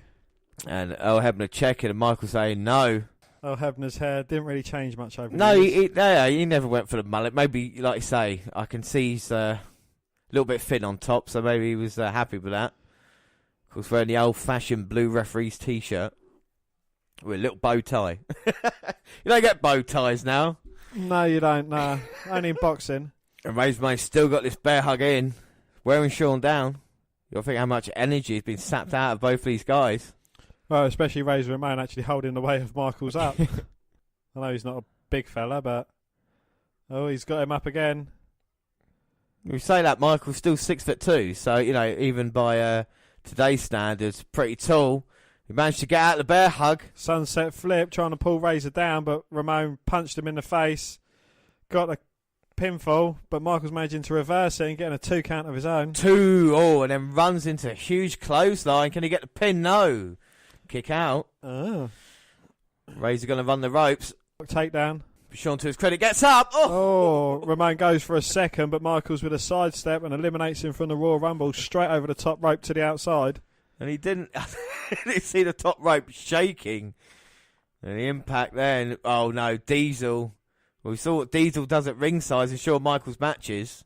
And Michaels distracting the referee, but Diesel's a bit apprehensive about joining in. Oh! A big clothesline takedown. Michaels now screaming, saying, yeah, that's what it's all about. We'll go to another ad break. And now Diesel throwing Razor Ramon in. The referee catching him, but not doing anything about it. Referee needs to say you. And Shawn Michaels has got Razor Ramon on the apron. Oh. Jumping off the side, a double axe handle smashed to the face of Razor Ramon. Razor's in serious trouble here. I mean, he wants to go for the Intercontinental title at SummerSlam, but I don't think he's even going to make it. HBK's been on top form here. And he's backing Razor Ramon up in the corner now. Now sticker move, the big left hands to the jaw of Razor. Tearing him up and then hitting a big right hand. And Razor might have lost a tooth. I think he's checking. He is indeed. And Michaels just pulling his face into the top rope. It's vicious by Michaels. Irish whip attempt to Razor. Spinning back elbow takes him down. Oh, only gets a 2. And I think Shawn Michaels might be getting a little bit frustrated, but Diesel's... Oh, Hebner warning Michaels about the chokehold. Well, the bad guy came out on top at WrestleMania 10 in a ladder match, so we know how tough he is. But Michaels didn't have Diesel in his corner that night. No, it's true. Diesel was sent away, and oh my God, Michaels just got caught a big right hand. Did his tooth go flying now? I think it nearly hit El Hebner. El Hebner nearly caught it. I'll have that for later. Put it on eBay. Oh, Razor Ramon low. Oh, and then spinning around, jumping on his back with a sleeper hold. And all of Michaels' body weight now on the back of Razor Ramon. Razor Ramon trying to reach for that top right, but circulation's been cut off. And Diesel there smirking. He hasn't got a cigarette in his gob, he's just got a grin on his face. And Shawn Michaels got raised down, and this could be it. Well, if he doesn't say he gives up, he might just pass out. And slowly fading, referee's checking the arm. He's got both of them. That's 2. One more time, and the Razor Ramon's out. You don't really check 2 of them all the time, do you? Yeah. Oh! They nearly drop, but Ramon stops it just inches from the mat. And Michael's selling his face, saying, oh no, I don't want Razor to get back into this. But he has got up. Oh, big backdrop there from Razor. Oh, that's not a good look from Diesel. An angry look from Diesel. Now both men down. Come on, Sean Higginbottom. I think we forget how hairy Shawn Michaels is. Or Razor Ramon going for the cover. Oh! I've always a bit of a chest fuzz. He's not as hairy as Razor Ramon No, is. Razor Ramon's very hairy. I think Kevin Nash is the smoothest one at ringside, if you know what I mean. Like, well, they're no Alberts. No. I mean, each one of them got long hair. I mean, like Diesel's got a beard. Oh, he's got a beard, yeah. So he's not that smooth. I was thinking more chest area, but I think we're getting distracted here because Michaels got Razor Ramon up. Irish whip, ducks down. Oh, hit heads. Both Great men. minds are thinking alike. They are. Both men down again, and what a great match it's been between these two. I think whoever makes it to their feet's dinked advantage in this match. And now who's going to get to the... Michaels stumbling up. And incredibly both up at the same time. Oh, and now the classic trading blows, but Razor Ramon's getting the upper hand on these, blocking all Michaels' attempts and hitting big rights of his own. A spinning punch to the jaw. And sends Michaels all the way back turnbuckle. Razor Irish whips him across. Oh, turns Michaels inside out in the corner, clotheslines him down, go for the cover. 2. Oh. And Michaels managing to kick out. Razor Ramon wondering what it's going to take to put Michaels away. He sits him up on the top rope. Top turnbuckle. Michaels managing to fight out. A big back elbow. And now off the top himself. He's facing the wrong way. Oh, a twisting crossbody, but Diesel turns it round, rolls him up. But Michaels managing to kick out. Catches him with a super kick. 1, 2. Oh! But Ramon kicking out. Oh. And as you're saying, you get hit with a super kick, you don't kick out. Well, Razor Ramon managed to. I don't think he got all of that, though. Yeah, I don't think he did. And he fell into the cover as well, rather than hooking the leg. And he didn't tune up the band beforehand, and everyone knows that makes the move 10 times more harder. But Michaels couldn't get the job done with him, with his finish. Maybe he's going to try to hit Razor with his own, or maybe a pile driver. Razor might have been a bit cheeky at the moment. Managing to fight out. Hits Michaels with a back body drop. So Sean giving it the best shot, but can't keep Razor down. Oozing machismo. Did he just say, finish it? Just like Ryback does. Just like he copied Ryback 20 years ago. Razor Ramon now wants to go for the end, go for the Razor's Edge. Oh, but Diesel up to distract him. Michaels looking to take advantage of that, gets caught with a big right hand. And Razor just beat the hell out of Diesel, referee's back's turned. Oh, Michaels went to hit Razor with a title belt. But got backdrop for his trouble. What the fuck's going on? Yeah, where's the title belt get in? Oh! Diesel with a big boot up, catching Razor behind referee's back. Knocking Razor down. Michaels with a roll up. Got a handful of tights and managed to get the victory. Oh, and Shawn Michaels, under shady circumstances, gets the win. But Dan, what do you think of the match? I thought it was a bloody good match. You know, it was. It wasn't the most impressive wrestling, but I think it told these two guys genuinely hated each other, and certainly got the time they deserved on the card. I think they did. I think it was excellent, but they're not finished yet. Michaels picking up Razor and Diesel beating him down. Shawn Michaels pins the number one contender for the Intercontinental title. These guys aren't finished here. And this is just an assault on Razor Ramon. If they didn't have enough time, they're going to use time after the match as well. Deliver a horrific beatdown to Razor. Well, there you go, sending a message there. That is Shawn Michaels and Diesel. So they got over half of the show. Well, on August the 28th, Michaels and Diesel captured the WWF Tag Team Championships from the Head Shrinkers, Samu and Fatu. The next day at SummerSlam, Diesel lost the Intercontinental Championship to Razor Ramon, when Michaels actually superkicked Diesel. This triggered a split between Michaels and Diesel, a storyline that was drawn out until Survivor Series that November. Yeah, and when Michaels and Diesel teaming up Survivor Series, Michaels accidentally superkicked Diesel for the last time, and that was the end of it. But we do move on into 1995, and well, seeing as it's January time, Dan, what better way than going back to January 22nd, 1995, 23 years ago, and watching the Raw 1995 match. Pamela Anderson. Yes, Pamela Anderson is out here being paid a substantial amount of money to be involved. Who's going to be number one in the Royal Rumble? And Shawn Michaels coming out here as number one in the Royal Rumble. In zebra print. And he's looking a little bit better than he did in 94, isn't he? Getting a little bit more ripped. And now he's coming out with his custom entrance attire as well. You got to love the chaps. Zebra chaps. Not many people can get away with it. But Shawn Michaels... Not only zebra chaps, but he's got a zebra waistcoat and a zebra hat to match. The greatest British wrestler of all times coming out here now. Well, we should say early on in the card, Diesel, WWF champion, beat Bret Hart. Well, double disqualification with Bret Hart. And now we started Bulldog coming in, Michael straight away with the jabs trying to make early work of the Bulldog. And the Bulldog here looks absolutely fantastic.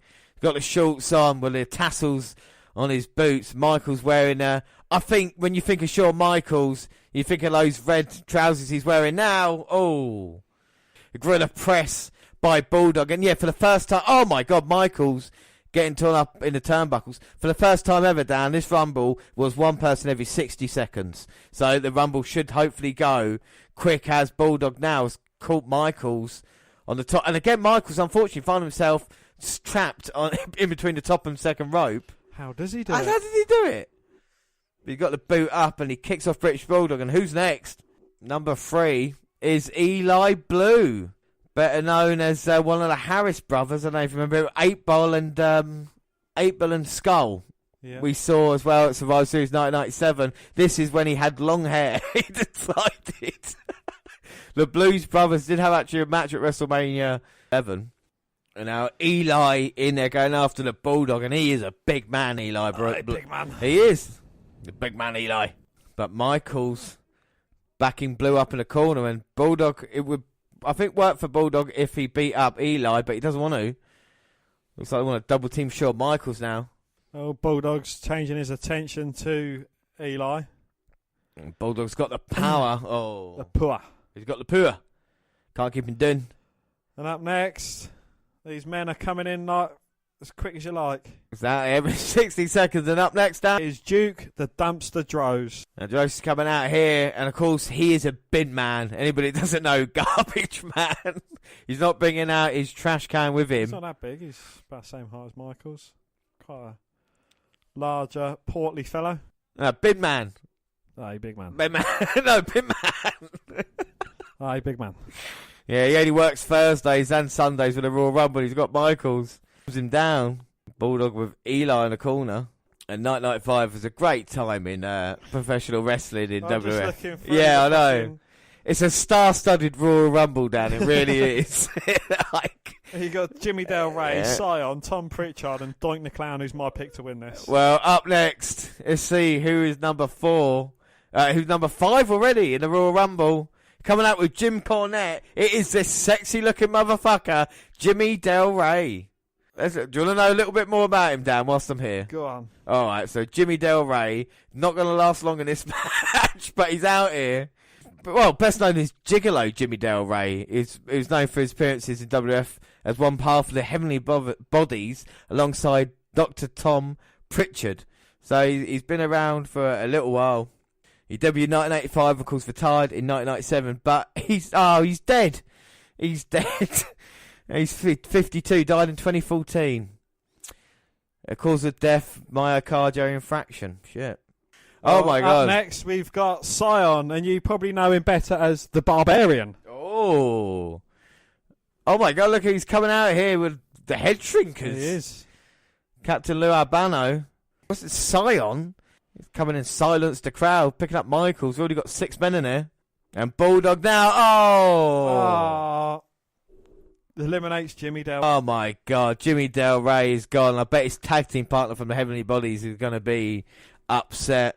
But look at Scion, not backing down from Eli Blue. These two big men. Hey, big man. And Michaels, quite no, rightly. They're not big men. That's true. They juked up to the big man to the right hand corner. Michaels catching his breath back. And up next, my favourite to win this.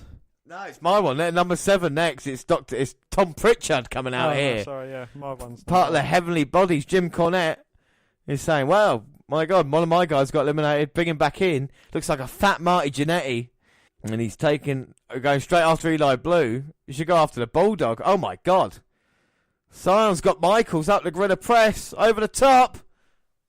No, Michaels saving himself on the top rope. Kick to Scion." And 6 guys in there, only 1 elimination so far. Jimmy Del Rey. Oh, he's bloody dead as well. No, yeah. Yeah, died of a drug overdose. Tom Pritchard's still alive, we should say, as he rams Michaels into the turnbuckle. So is Eli Blue.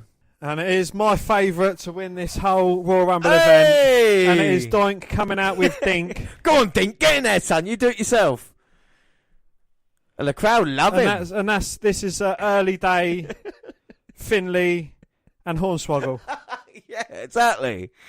Coming out here, Doink, not messing around, going after probably the toughest man in the match. And Scion, and he's not having any effect on him whatsoever. But Eli Blue wants to take the clown down. Bulldog in a little bit of trouble at the moment. He came out at number 2. Shawn Michaels, number 1, and he's in the corner with Tom Pritchard. And 7 men in there, and we're already on number 9 in the Royal Rumble. And it is coming out now. 6 seconds left. It's Quang. And people might know him, even though he's wearing a mask here. Underneath that mask down, it's Savio Vega. A guy Savio Vega. Yeah, Los Pericos would go on to have moderate success. Of course, would have Steve Austin's very first pay-per-view match against him in a leather strap match at WrestleMania. And now he's come out here, and this thing's getting really filled up. 8 people in. We haven't seen an elimination since Jimmy Del Rey. But Quang there in the corner, going after the man who is the other guy who's got a mask on. Doink. Well, not really a mask, got makeup. Face paint. The one hiding his face. Dan, I don't know where Dink's gone. He could be round the other side of the apron. We just can't see him. Underneath the ring. He's probably just standing there normally, but we just can't see over. Underneath the ring, morphing into... Yeah. And let's not forget Pamela Anderson at ringside. I mean, I wonder what she's thinking about this contest at the moment. And up next, it is the model Rick Martel. Yeah, and we are 1/3 of the way through the Rumble match already. Bloody hell. And Rick Martel, of course, famous for having the match with Shawn Michaels at SummerSlam, but they couldn't punch each other in the face. Remember that? Yes. It turned out to be quite a good match, actually. SummerSlam 1992. Yeah. Go back and listen to that one. And Michaels in a position. Quang's got him on the top. He could be going now. He's in serious trouble, Quang. An exact 10,000 people in attendance. And Michaels in trouble and all. Managing to rake the eyes of Quang, even though Quang is wearing a mask. And now Scion working at Bulldog. chopping him down, and number 11 going to come out next. Michaels is going though. Krang's got him. Come on, hang him, Shawn. Come on, Shawn. Well, it's Owen Hart, number 11. Well, we saw him earlier interfering in Bret Hart's match, but he's come out here to win the Rumble. Definitely going to do well. I think he's do well. He's coming out here now, and Bret. Oh! From behind, Bret with a sneak attack. Well, to be fair, Bret, like I said, Owen Hart did interfere earlier, so Bret getting a measure of revenge. So Owen Hart hasn't even made it to the ring yet. And now the referees and officials down here, Joe Briscoe, trying to stop Bret Hart from beating the hell out of his brother. Not being very successful at the moment because of the right hand. And Owen Hart has been taken out by Bret. Headbutt by Bret Hart. And any love he had for his brother is now gone. And Owen Hart's chance in the Rumble in serious trouble. But already, number 12's coming out here. And that is Timothy Well. Timothy Well? Wow. Well, not too bad. Well, tell me more about him, Dan. Well, he's better known by the ring names Rex King and Timothy Well. He's dead. He died. Oh, that's... Oh, hang on a minute. Duke the Dumpster Josie just been dumped over the top by Shawn Michaels. So Duke's been eliminated by Shawn. Well, he actually died January the 9th, 2017. Oh, fuck. What? I'm just not going to die in 3 days. 3 days time, yeah.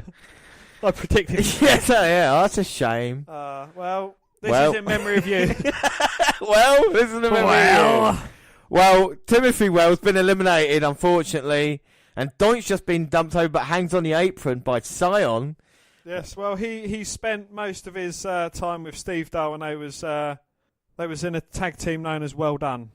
We're waiting for our next guy. Doink's got hold of Sion, and Quang eliminates Doink. He gets super kicked off by Quang.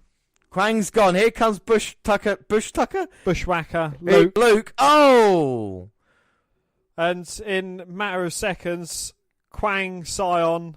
We didn't see Quang's elimination, but we know Sion and Eli Blue, double close on each other over the top. So now it's only, here comes Bushwhacker Luke. Oh, there goes Bushwhacker Luke, and it's left to the men who started this Royal Rumble. Now that is incredible. The Bulldog and Michaels. I mean, that is storytelling. Even though it happened in a matter of seconds there, the guys that started it, now we're getting on to number, 12? 14. Fucking hell, now we're getting on to number 14. Nearly halfway through the Rumble, and it's the 2 guys that started it. Well, who'd have thought that? And waiting for the next guy. Michael's trying to suplex Bulldog. Bulldog's got him up. He's showing his power there. It's Eli Blue's tag team partner, Jacob Blue. And this man's going to do well. The other just as big as his brother. The other Harris brother just comes through, clotheslines Michaels. So we've seen the Blues brothers in action, and going for the right hand of Michaels, running in. Oh, he gets elevated and he's eliminated. We're halfway through, and Bulldog knocks Shawn Michaels down. He's going to try and dump him over the top now. It is the quickest Rumble, and you see why, can't you? Really? Michaels dumped on the top. 10 minutes in and half the field have been eliminated. Michaels hanging on though. Bulldog's got him. Oh, he just hits Bulldog in the abdomen and then uppercut, keeping him in. And oh my God, coming in at number 15. So we are halfway through now. It's a man who has no neck. It is King Kong Bundy coming out. It reminds me of Kingpin. You know Kingpin in Spider-Man. Yeah. Of course, Daredevil now. The man with no neck coming in. And King Kong Bundy. I mean, at this time... Owen Hart, he did actually make it into the Rumble. He ran straight to the other side of the ring, got eliminated by the British Bulldog within 3 seconds. So that happened earlier when Duke the Dumpster Josie was in. Should say King Kong Bundy. I mean, at this time, do you think King Kong Bundy is past it? If we look at 1995, Dan, would you say, guess who would face at WrestleMania 11? This 1995's WrestleMania. Go on. Undertaker. Oh, fucking hell. So it's like, right, Undertaker, we're going to give you the worst opponent possible. It was horrible. Beat him with a choke slam. He just punched Shawn Michaels down. He might eliminate Bulldog here. And who's coming in? Section of the British Bulldog. Who's coming in at 16? And it is Mo, part of the Men on a Mission tag team. And here comes Mo. There goes Mo. Well, I guess momentum wasn't on his side. Momentum was on his side when he came in. Well, if you ask me his chances of winning it, I'm going to say Mo. He's not going to win it. Mo. You're doing a Mo bot at the moment, which is elimination, I suppose. It's the E-bot. Bulldog trying to slam Bundy now. Oh, can he get him up? No, Bulldog's just not got the power. Go back in the back and smoke a crack pipe. Oh, why don't you leave Bulldog? Bundy's as wide as he is tall. And that's why Bulldog's struggling to try and get him over the top. Hung up on that top rope now. So number 17, up next.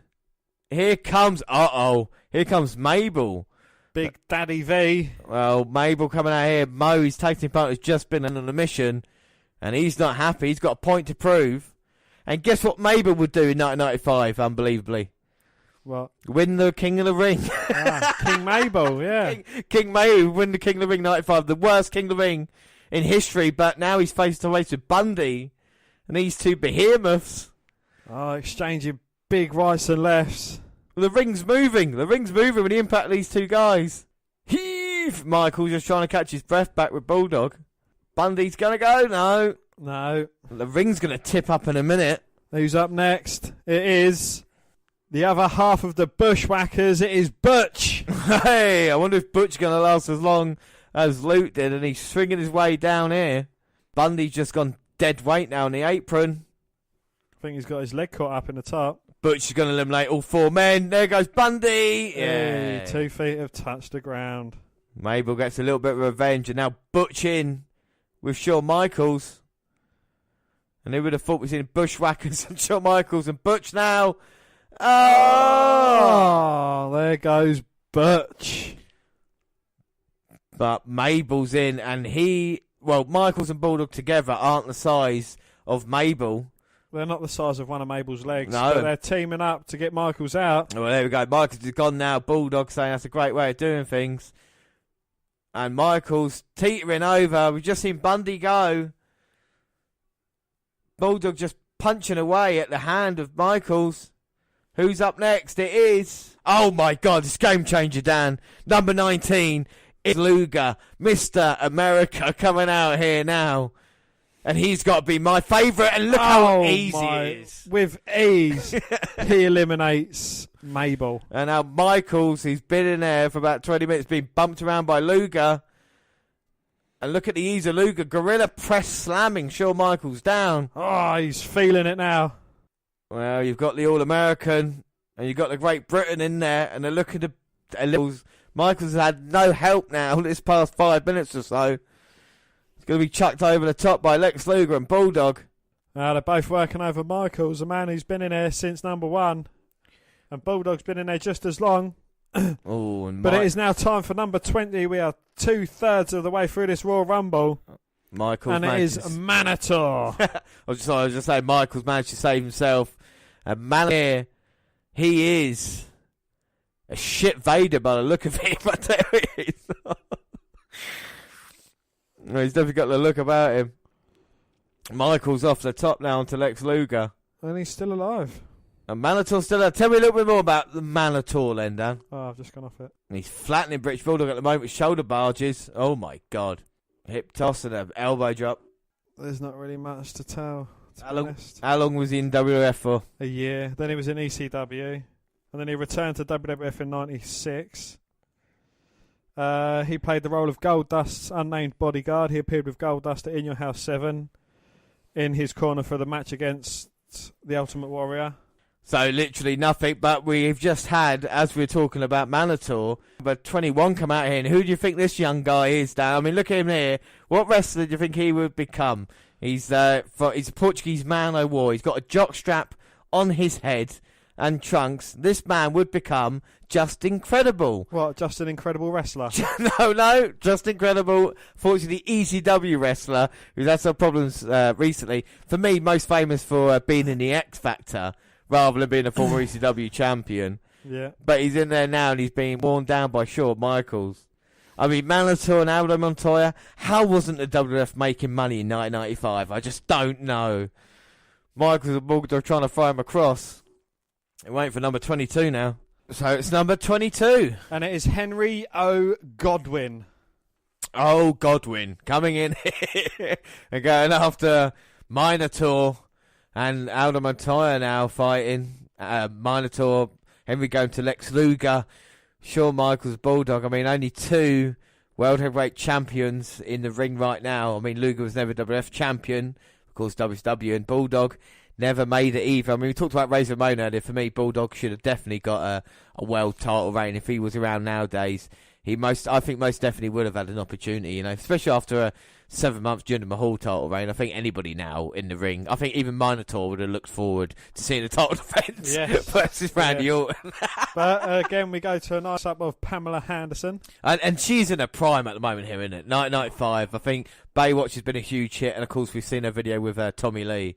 Which T-Bone. I think we've all seen it on the boat. But before we carry on, it is number 23, James. Who is it? Oh my God, running out here like a man on fire. It's Billy Gunn, part of Smoking Guns, and rocking a fantastic mullet. Billy is going straight after Minotaur, probably the biggest man in this match, and Billy there wanted to get out of here quick, and he did. And now Godwin beating down Lex Luger.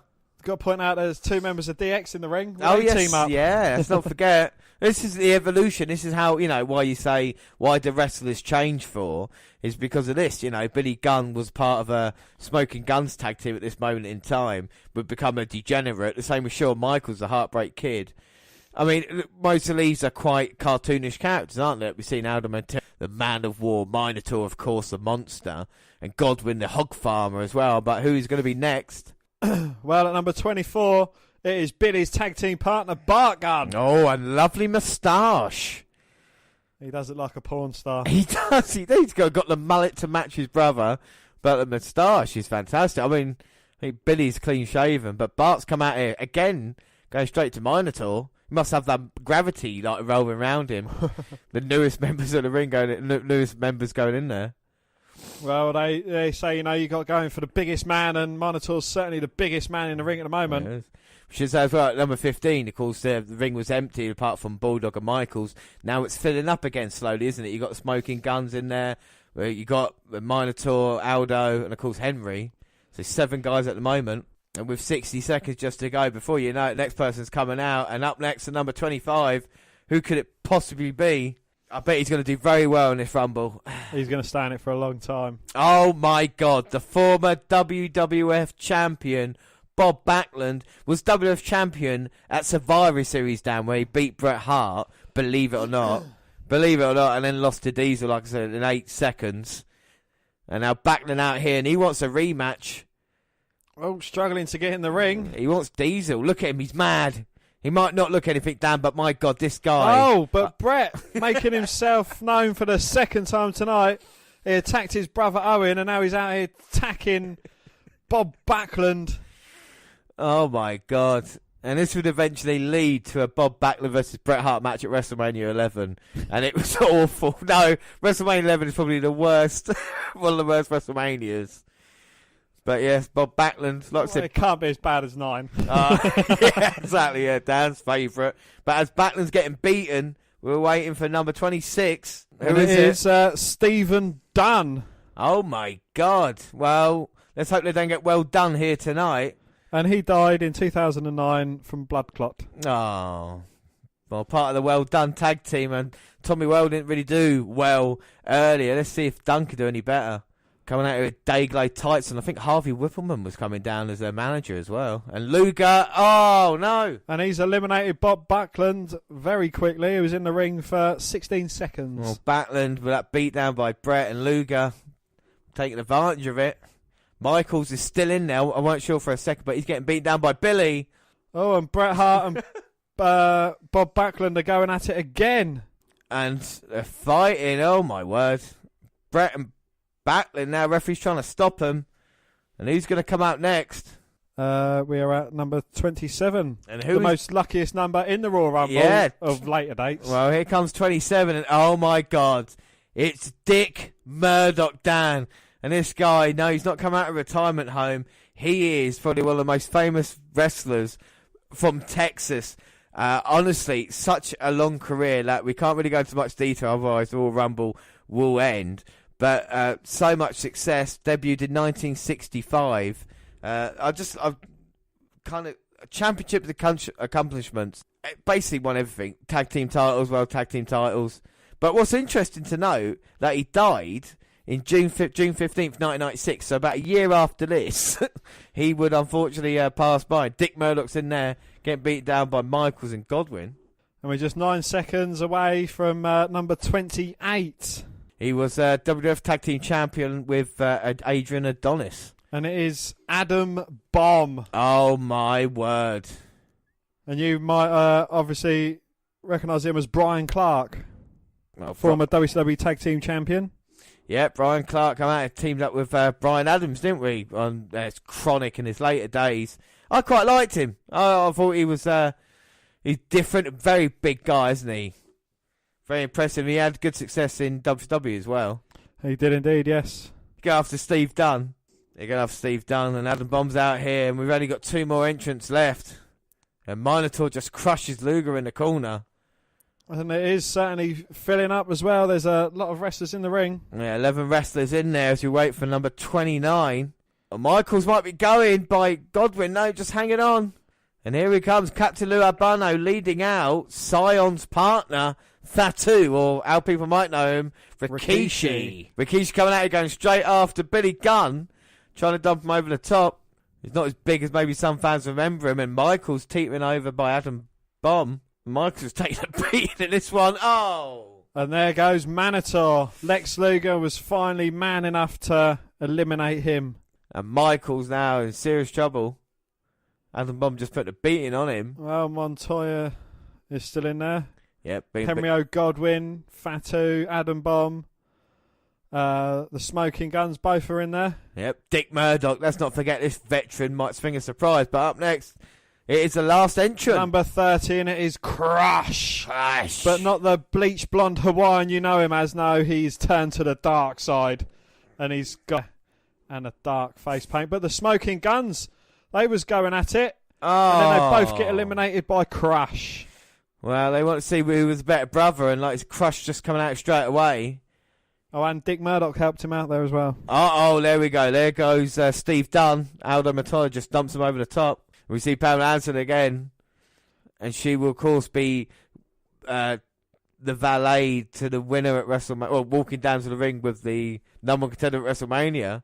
Whoever wins this match.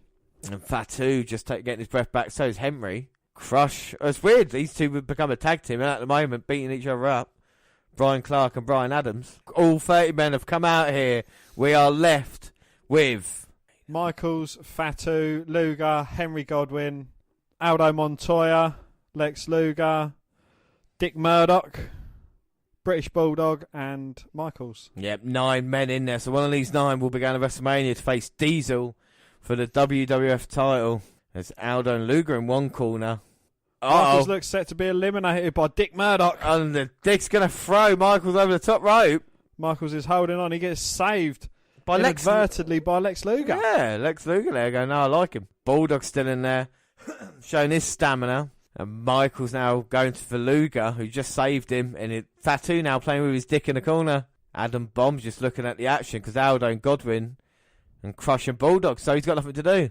Well, the King just saying there that Luger saving Michaels was a stupid idea, and he was right about that. Well, Fatu might be going. I know he's working over Michaels, yeah. I've never seen Dick with the headbutts before, but don't forget something about Fatu.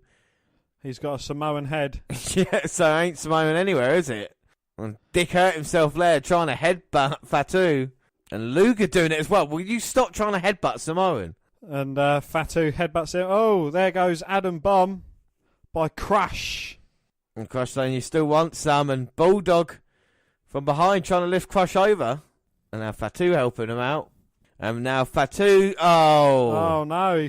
Crush thought he'd eliminated him, but Fatu rolls in under the bottom rope. And Fatu taking it down with the punches. Oh, big super kick there to the face. Oh.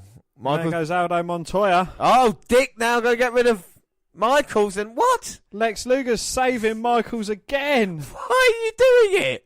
Well, I don't know why Lex Luger did that for, but Michaels is ever so grateful. He is indeed. Oh my God. Fatu gets turned inside out by Crush. And that could be it for Fatu now. Crush sends him over the top. And he doesn't come back in. And we're left with the last 6. 6 left, but I tell you that Crush has been very impressive. He's coming out here at number 30. He's got a couple of eliminations to his name. Might be a favourite this one. And Dick Murdoch, to his credit, showing his veteran ability, I suppose, to still be in there. No, stay in the centre of the ring. A lovely drop kick there on Henry Godwin. You don't see many dicks dropping drop kicks, do you? Apart from Enzo. Drop kick Dick. And now he's got Godwin up. He's going for the aeroplane helicopter spin. Michael's walking into it. Oh. He knew that was coming. Oh. And Godwin managing to eliminate Dick Murdoch and managed to keep himself in the match. That was great athleticism there by Godwin to hang on. That was brilliant athleticism. And funny for Michael just walk into that kick. But now, final 5. Crush, Bulldog Luger, Henry Godwin and Shawn Michaels. That's not a bad 5 considering the 30 names we've had in this Rumble. Well, Bulldog and Luger look set to be teaming up together. Michaels comes running across, attacking Lex Luger.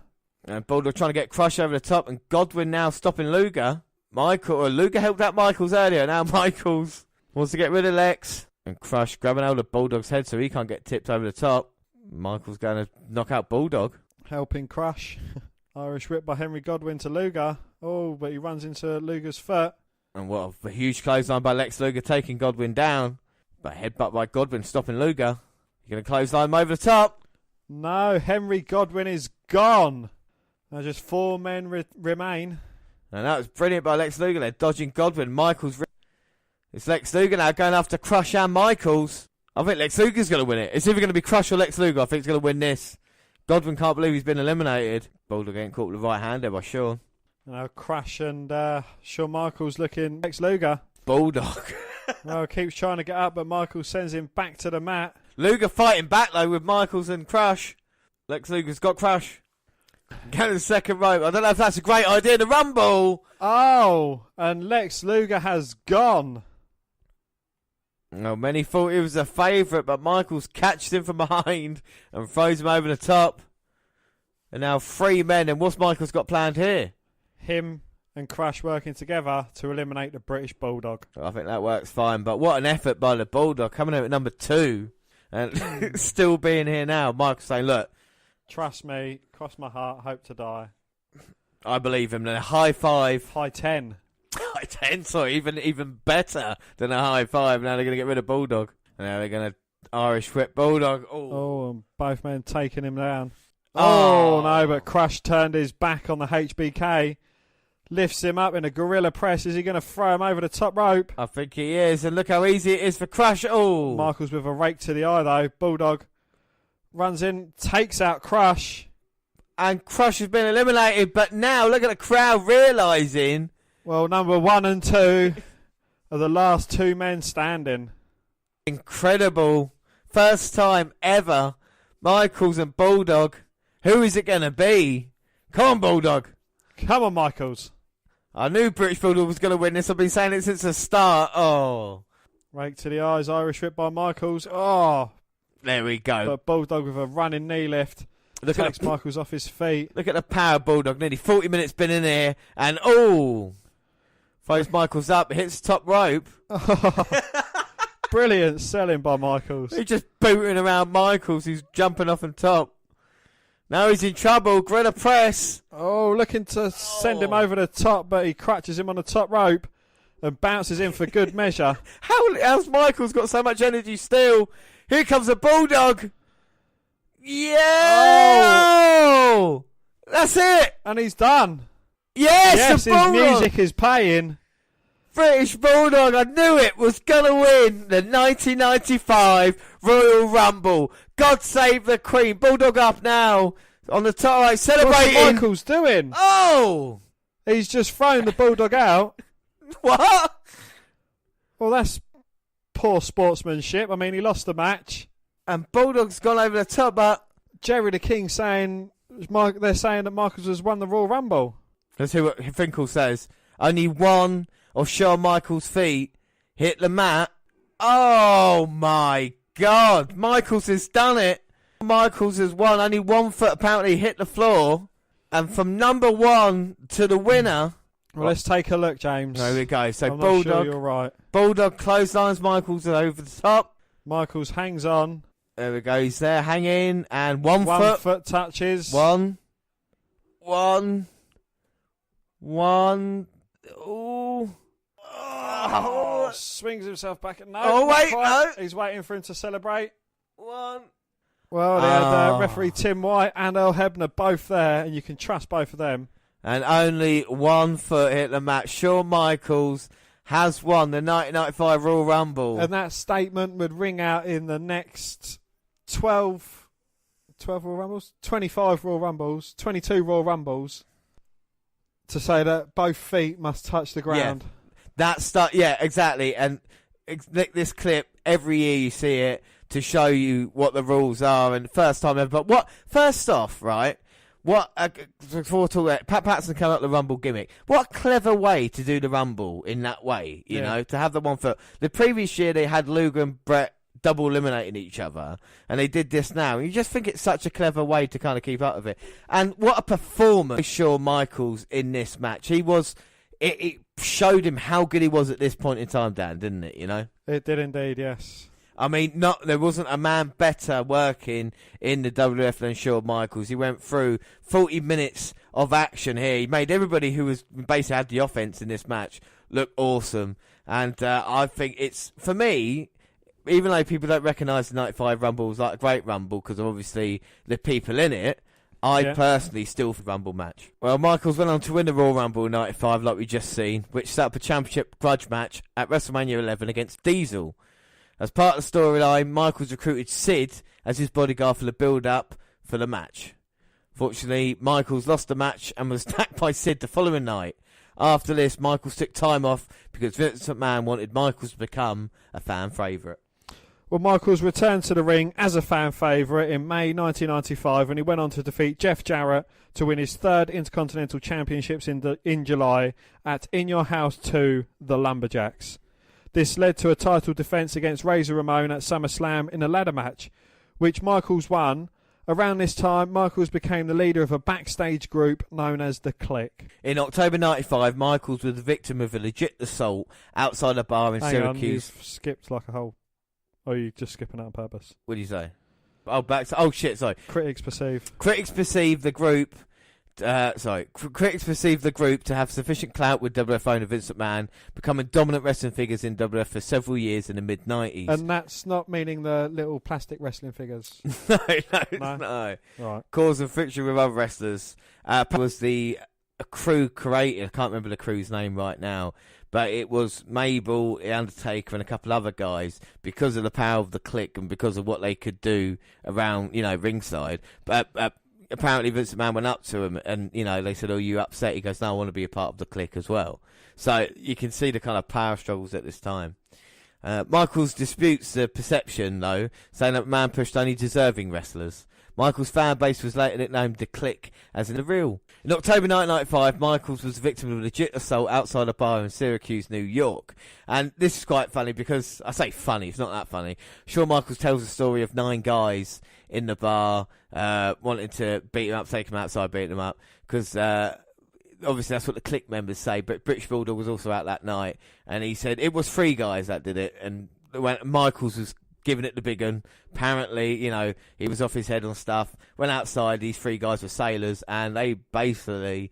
tanned his hide. Yeah, exactly, yeah, they gave him a kicking. Well, due to not being able to compete, Michaels was forced to forfeit the Intercontinental Championship to his original In Your House opponent, Dean Douglas, at In Your House, Great White North, who, in turn, Douglas lost the championship to Razor Ramon, another member of the Click.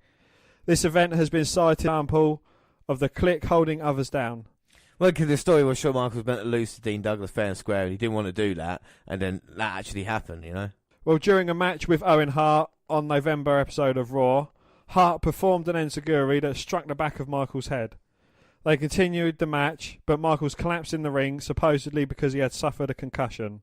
The concussion was scripted, which was kept from most fans at the time. A retirement angle was written so that Michaels could take some. A retirement angle was written so that Michaels could take some time off after he came back from an injury too soon. Well, after teasing retirement, Michaels returned to the WWF at the Royal Rumble match in 1996, which he would end up winning for a second year in a row to receive a WWF title match at WrestleMania 12. Around this time, Jose Lothario became Michaels' on-screen man. At WrestleMania 12, Michaels defeated WWF champion Bret Hart in the overtime of their 60-minute Iron Man match, which ended in a scoreless tie. What did you think of the Iron Man match? What people either say it's a classic or it's boring as fuck. Dan, what's your opinion? I thought it was quite a very good match, actually. I enjoyed the match. Yeah? Yeah. I'm one of those who thought it was quite boring. So there we go. We're quite split with that, aren't we, Len? So there you go. Right, moving on before we get to an argument.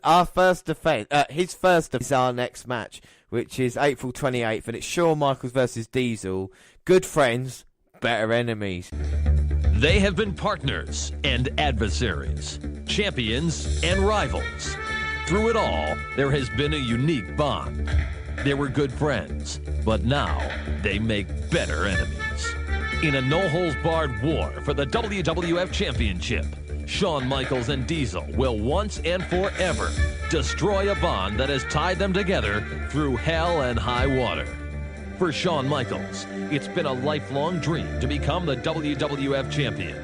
In his quest, he hired a 7-foot monster by the name of Diesel as protection along the way. Familiarity bred a friendship and eventually a partnership, and even a championship. Consequently, they coveted a common goal, but there can only be one WWF champion. Their success soured to resentment. A mutual mistrust ultimately led to a bitter parting. It was Big Daddy Cool who realized the dream first. As WWF champion, it appeared that Diesel would lead the new generation into the next millennium. But a year of being champion made Diesel miserable. Grueling matches and the burden of leadership were too much for the 7-footer's shoulders.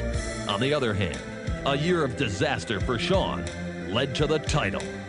A series of incredible setbacks strengthened Shawn as a man and as a WWF superstar. A return to his roots and to his dream found Shawn knocking on the door to the WWF title. And at WrestleMania 12, he kicked it in. Shawn defeated the legend many consider to be the greatest WWF champion of all time, Bret Hart, the same man who ended Diesel's reign as champion. Now, it is Shawn Michaels who proudly carries the torch of the new generation. Ironically, the man who once protected Shawn along the road to the title is the same man who intends to run Shawn down and in the process shatter his dream and destroy his life. The 7-foot punk with a chip on his shoulder has lured his former ally into a no-holds-barred match for the WWF Championship. Now, the bond that ties them is contempt. And in your house, their bond will be broken forever. One man will walk away champion, having destroyed an ex-friend. One man will walk away having lost everything. You know, Big Daddy Cool Diesel and Heartbreak Kid Shawn Michaels, their friendship has reached the end of the road. And I promised the Clique a party tonight, and it ain't gonna happen till the chin music is cued and myself and the Clique are dancing all over Big Daddy Cool's face. And believe me, one way or another, it's gonna happen. I'll tell you one thing. Hey, Vince, you gonna be out there tonight? Somewhere tonight, I got a little something for you, all right? I don't know when it's gonna happen, but I got a little something for you tonight. I got something for all you little fans out there, you little clicksters. Because you know what? It's live, and when it's live, I'm digging it the most. So, Dan, what do you think of the build-up to this match? Well, it's certainly telling a good story between these two. I mean, the man that was Shawn Michaels' original bodyguard after a couple of accidental super kicks, I might like to add, and it turned them into better enemies. Yeah, it did. I mean, and we've seen Diesel kind of growing involved. Michaels getting him the job, and then Vince McMahon thinking he could be champion. The title reign was a disaster. I mean, a SummerSlam main event against Mabel was never going to work for anybody. Eventually dropping it to Bret, Survivor Series leading to Michaels winning it. And Diesel at this point, Kevin Nash behind the scenes, was asking Vince McMahon for more money. His contract was coming up. And Vince McMahon said, no, we can't offer it to you, so Kevin Nash made a decision to leave. This changed two things, of course. Because at WrestleMania 12, it was Diesel versus Undertaker. Originally, Diesel was going to win that match. And then when Vince McMahon realised that he was leaving, he said, there's no point, we have Taker going over. And, of course, this is his last WWF pay-per-view match until, I think, 2002. He's going to go against his best friend, but like you said, Dan, they do make better enemies. And Shawn Michaels, now we've seen him as a boy in this one, but now has he finally became a man, Dan? I think he's getting there. Mad Dog Vachon at ringside, a great former WWF superstar. Well, the father of the man who... the father of the man. Father of the man. Looks like a man. The father of the woman who let Shawn Michaels out at WrestleMania 9. Exactly. Luna Vachon. Let's not forget Luna Vachon facing Shawn Micaels as Michaels' manager. And Jose Lothario now as manager of Michaels has got the title belt around him. And he looks in great shape. He looks focused. But the question is, how mature is he? We saw him in 94, 93 when he was just a kid. Here comes Shawn Michaels. And he's got his fans up, of course. Oh, and he's too sweet in as well on his way out. Michaels is mulletless as well. He's kind of grown it out. Michaels has got a really focused look on his face. He means business. He's got the earring in as well. Throwing down the title belt. It's going to be a war. Here we go. Michaels straight in there with Kevin and with Diesel. Using his speed. Well, this is speed versus Diesel power, isn't it? You know, Michaels with the right. Oh, but Diesel with a swift knee to the midsection, stopping Michaels' momentum. Diesel just stopped the onslaught early on. A bit shocked by that. Wants to slow it down to his speed. Michaels ain't even got his chaps off yet, for God's sake. Diesel Irish riffing Michaels. Oh, Michaels jumping over the top of Diesel, getting out of the way. Drop kicking Diesel out of the ring. Rocking the big man, and now he's got a chance to take his chaps off. Well, Diesel trying to recover. Michaels is not going to let him rest. Oh, baseball slide, sending Diesel crashing back to the mat. Now Michaels going all the way to the top. Diesel all the way down there. Oh! Michaels with a lovely moonsault off the top, taking out Diesel. Can he win by count out? God, well, this is 22 years ago now, but they've started like an ECW type. He's pulled a boot off one of the Spanish announcers. Oh my God. He's up on the top rope. Watch out, Diesel. Pow! Smacks Diesel over the head with a boot. They're talking about putting the boots in. They're going for the cover. Two. Oh. Diesel managing to kick out. I think Michael's bringing it so early on. Sending him into the turnbuckle, but Diesel reversing the Irish whip. Oh! And Michaels with that classic Michaels bump going upside down, landing on the ring apron, but Diesel with a double axe handle smash, sending Michaels crashing to the barricade and down to them wafer thin mats below. Well, and the thing is as well, there's still barricade. It's not the protected black one that we know now, is it? You know, going into that Michaels. I said Michaels trunks that he's wearing, different variant ones we saw. Now instead of like the Carol Patson zebra design on it, it's actually got the hearts, isn't it? The broken hearts. You've got the broken white hearts. And now Diesel's trying to take over. The huge right hand. This is the thing. Michaels needs 5 or 6 strikes. All Diesel needs to do is one big move. And that is it, yeah. Michaels flying in there. This is one of my favourite WWF title matches. It's just a fun match. But, and if it goes, Shawn Michaels just beating Bret. Got to show that he deserves to be champion. We know the threat Diesel brings. Been a year-long title reign. Nowadays, you'd be getting a "you sold out" chant. Yeah, you would. The fans would definitely know right now. I think this is another thing that we talk about changing wrestling, babe, and stuff with the way the internet works. Even like any results, you know, like when people do live shows and stuff like this, that they get posted straight away. You get during the shows as well, and the information that everybody knows. There's always going to be things found out, and like the Brock Lesnar and Goldberg match at WrestleMania 20 got ruined because of the fact they knew someone was going to leave. And, you know, don't get me wrong, they might know, a couple of hardcore fans might know Kevin Nash. If they get the dirt sheets back then, or, you know, there's other things they can try and read. But McMahon would definitely try and keep it in-house. You can certainly see the grudge between these two. Diesel coming over once again to have words with Vince McMahon. But it's one of the things, you know, you might not have noticed it watching it live, but looking back on it, you know, after knowing what's happened, you think, you know, maybe there is reason to what's going on here. Yeah, exactly. Yeah, this is why, you know, wrestling, you can go back and watch it. That's the kind of quality of it. People don't go back, you know, you might watch highlights of old football matches, but you don't watch the whole football match, do you? You know what I mean? Like, you don't go back 20 years ago and then watch something like this. With wrestling, you still have that ability to go back, watch the event in its entirety, and you learn new things from it. It's like a movie if they do it right, isn't it? You know, like you can notice stuff second time around. And the thing is, in 1996, McMahon had put all his money, all his eggs in Michael's basket, basically, kind of being a leader of the new generation as it was. And I think this is another thing that maybe Kevin Nash wasn't annoyed with, but a guy of his size and that, maybe thinking, oh, you didn't get behind you didn't get behind me as much as you did Shawn Michaels. Well, Nash is taking off his wrist tape. What is he? Well, I think what he's got planned here, he's going to choke. Oh, what? Oh, well, he's choking out Earl Hebner. And why the hell are you choking out Earl Hebner? Apart from the fact he deserves it, but still, Diesel. He knocked Earl Hebner out to take his belt. Now he's whipping Michaels across the back. You can see the welts already on Shawn's back. Diesel just taking his time. He knows he's in control. A slow, methodic beatdown from Diesel. No, oh my, this is too far. This is too far. He's got the belt round Michaels' neck and he's just choking him out with it. Oh my God. You wouldn't be allowed to do that today. That's what Daniel Bryan fired when he came in with a Nexus. Yeah, he's done it with a tie, didn't he? He did it with a tie, not a belt, but still. Oh my God. And now Nash just throwing Michaels over the top, and now he's hanging him up. Oh, that is... over the top rope. That's a great visual. Michael's selling it now. You've got to be really careful with a move like that, obviously. Well, he's tied the belt off. So Michaels is just there in no man's land. And the more he moves, the more it gets tight around his neck, so it's trouble. But only 1 foot has hit the mat. No. Oh, and Diesel pushing away referee and going to the outside. Well, moving the timekeeper out of the way, grabbing his steel chair. I think that was Fink he did that to, the bastard. Why'd you hurt Finkel for? Now Diesel got the chair. Oh, straight across the back of Michaels. Michaels can't fall anywhere because he'd end up choking himself out and dying. Oh, and Earl Hebner finally getting that belt from around Michaels' neck.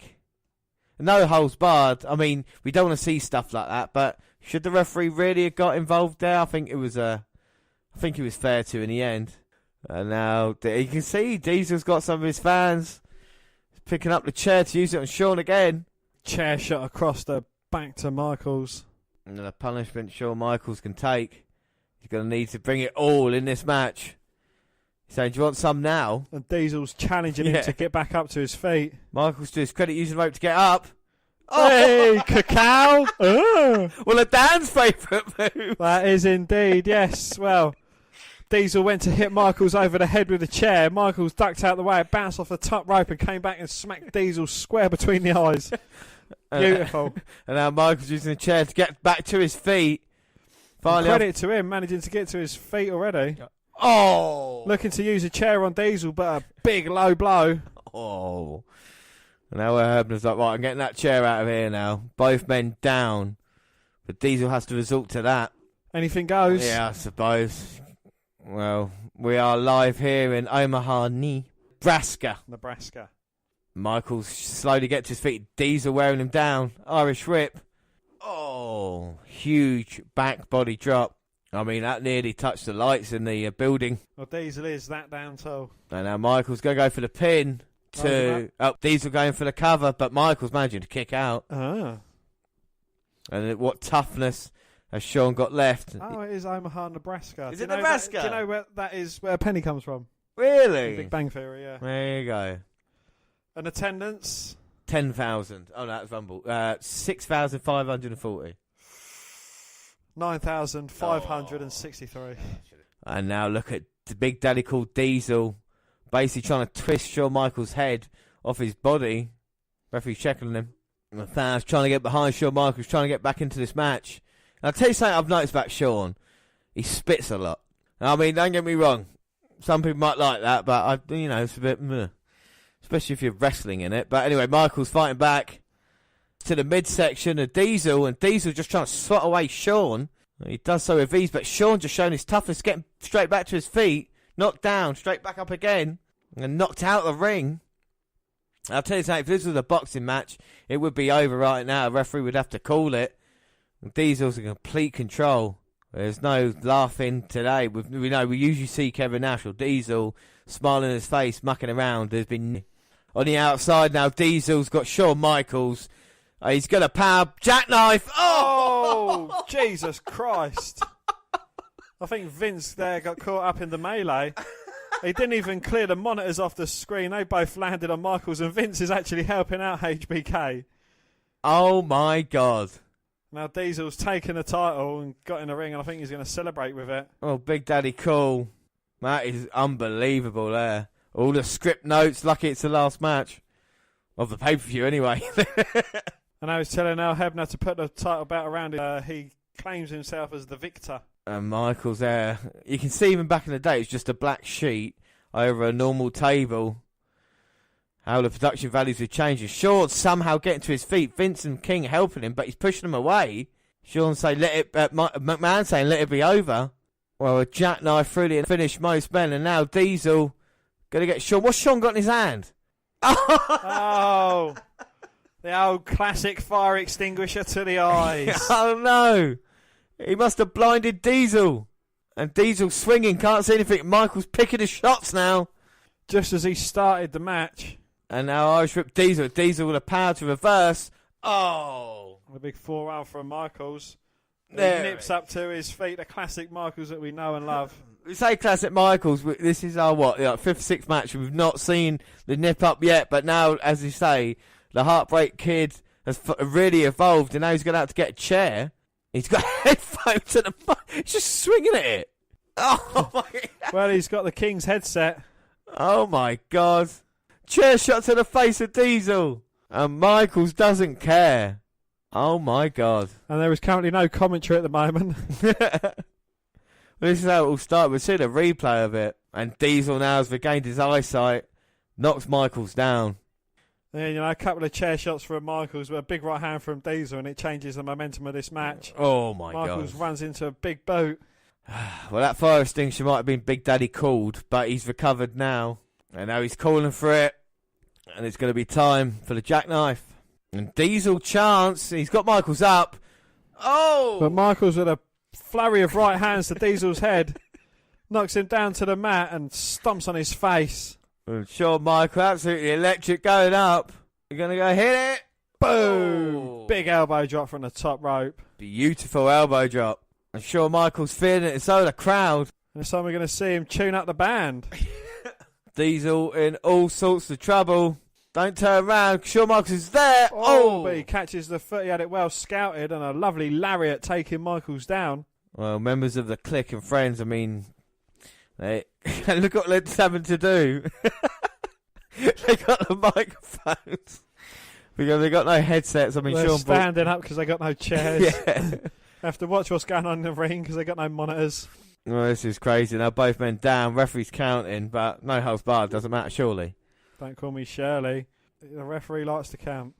Yeah, one T-shirt. I think we've two T-shirts. I think we've seen Earl Hebner in every fucking match as well. Yes. Oh, Shawn up. Shawn over the top. Diesel dumps him. And going right after him now. And the last time they were on the outside wasn't successful for Shawn Michaels. Getting picked up in the gorilla press. Oh, my God. And dropped throat first onto the railings outside. Diesel going straight after Mad Dog Vachon. He's got him down now. And what is he doing? Grabbing at him. Oh, my God. He's pulled off his fake leg. He's got a fake leg. Oh, no, he's got the prosthetic. Diesel. Oh, this is unbelievable. Mad Dog there. He's legless. Look at this. And not because he had been drinking. And now Diesel's going to use it on Shawn Michaels. Oh! Huge low blow there, sending Diesel down. And that's fair because Diesel used one earlier. Shawn, even in the numbers, and now he's tuning up the band. He's giving it the power. He's going to go long with this. Going to go for the swing. Oh!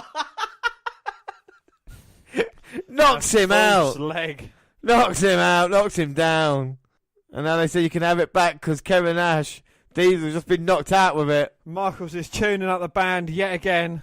I think for the final time. Oh, right on the money. 1, 2, 3. Shawn Michaels has retained his WWF title in an incredible match, Dan. What are your thoughts? It certainly was an incredible match. A lot happened. It wasn't as hardcore as many, what's it called? Anything goes matches. But, I think they certainly played it off well, It's definitely told the great story. Yeah. Good friends, better enemies. I think it was a very good match. Probably one of Diesel's best matches. Yeah, and this is what Shawn Michaels did. He would give wrestlers their best matches of their careers, and this is most definitely one for Diesel. We had a defined set of circus acts, didn't we? We had the small guy against the big power dude, and the story they told in the match. And sometimes I like it when they don't go overboard. You know what I mean? When you see too many trash cans or Singapore canes, all this kind of stuff, you see it every time now. And back in '96, you didn't see a lot of these matches. And every move, like the jackknife through the table, was a big move, wasn't it? And it felt it, it was like, oh, fucking hell. Choking him out with a belt and hanging him off the second rope. Exactly. Even the chair shots, a couple of chair shots Diesel took to the head, they meant more because he wasn't constantly using the chair. And then, of course, the prosthetic leg at the end with Shawn Michaels using that. Indeed. Something that has never happened before or will since. No. Retaining this title. An incredible effort by Shawn Michaels. But we move on. This was Diesel's last match in WWF before leaving WCW, and these two men put on an absolute war, as we've seen. Well, on May the 19th, Michaels and his fellow Clique members were involved in an incident known as Curtain Call. Diesel and Razor Ramon were about to leave WWF company to rival WCW. After Michaels won a match against Diesel, Razor and Hunter Hearst Helmsley came to the ring and joined Michaels and Diesel in a group hug. As Diesel and Helmsley were seen as villains at the time, in contrast to Michaels and Ramon, this constituted a breach of kayfabe as acting out of character, which was rare and controversial at the time. Yeah, and as WCW gained momentum due to the signings of Hall and Nash, Michaels held the championship for most of the year. Michaels' championship reign came to an end at Survivor Series in 1996, where he lost to Psycho Sid, his former bodyguard. But Michaels did recapture the championship from Sid at the Royal Rumble 1997 event we watched last year on the podcast. Well, on a special episode of Raw dubbed Thursday, Raw Thursday, Michaels vacated the WWF World Heavyweight Championship. He explained to fans that he was informed by doctors that he had conjured a knee injury and that he had to retire. His speech was regarded as controversial as Michaels allegedly unwilling to lose to Bret Hart at WrestleMania 13, since it was noted that he was going to have a rematch with Hart at WrestleMania. Michaels contemplated the thoughts of retirement and stated that he had to find his smile again, which he had lost somewhere down the line. After knee surgery by Dr. James Andrews, Michaels returned a few months later, briefly teaming with Stone Cold Steve Austin to win the WWF Tag Team Championship. And if you go back to any of the podcasts we did last year, we will watch the match where Michaels and Austin actually won the tag team titles. And plus, there's a lot of talk about the reason why Michaels didn't want to lose to Bret Hart at WrestleMania 13 as well. In his autobiography, Michaels reveals about his real-life feud with Bret Hart, claiming that Hart did interviews on live television claiming that Michaels was faking his whole injury. By spring of 97, the real-life backstage conflict between Michaels and Hart was reaching its heights. Both men were going out on television and frequently making impersonal, true-to-Hart remarks about one another. Well, Michaels briefly left the WWF in June of that year after a real backstage fight with Hart, just hours before a Raw is War show, which allegedly resulted from Michaels making an on-air remark known as the Sunny Days comment, implying that Hart, who was married at the time, was having an affair with Tammy Sitch, a diva who was signed to the WWF as Sunny. Michaels and Austin were still WWF Tag Team Champions at the time during an ongoing feud with the Hart Foundation, was made to decide new Tag Team Champions. Michaels would eventually return that summer in July. At SummerSlam, Michaels officiated the WWF Heavyweight title match between the champion Undertaker and Bret Hart.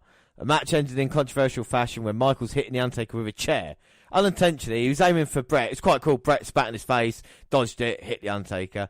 Michaels then forced to award the championship to his nemesis, Bret Hart.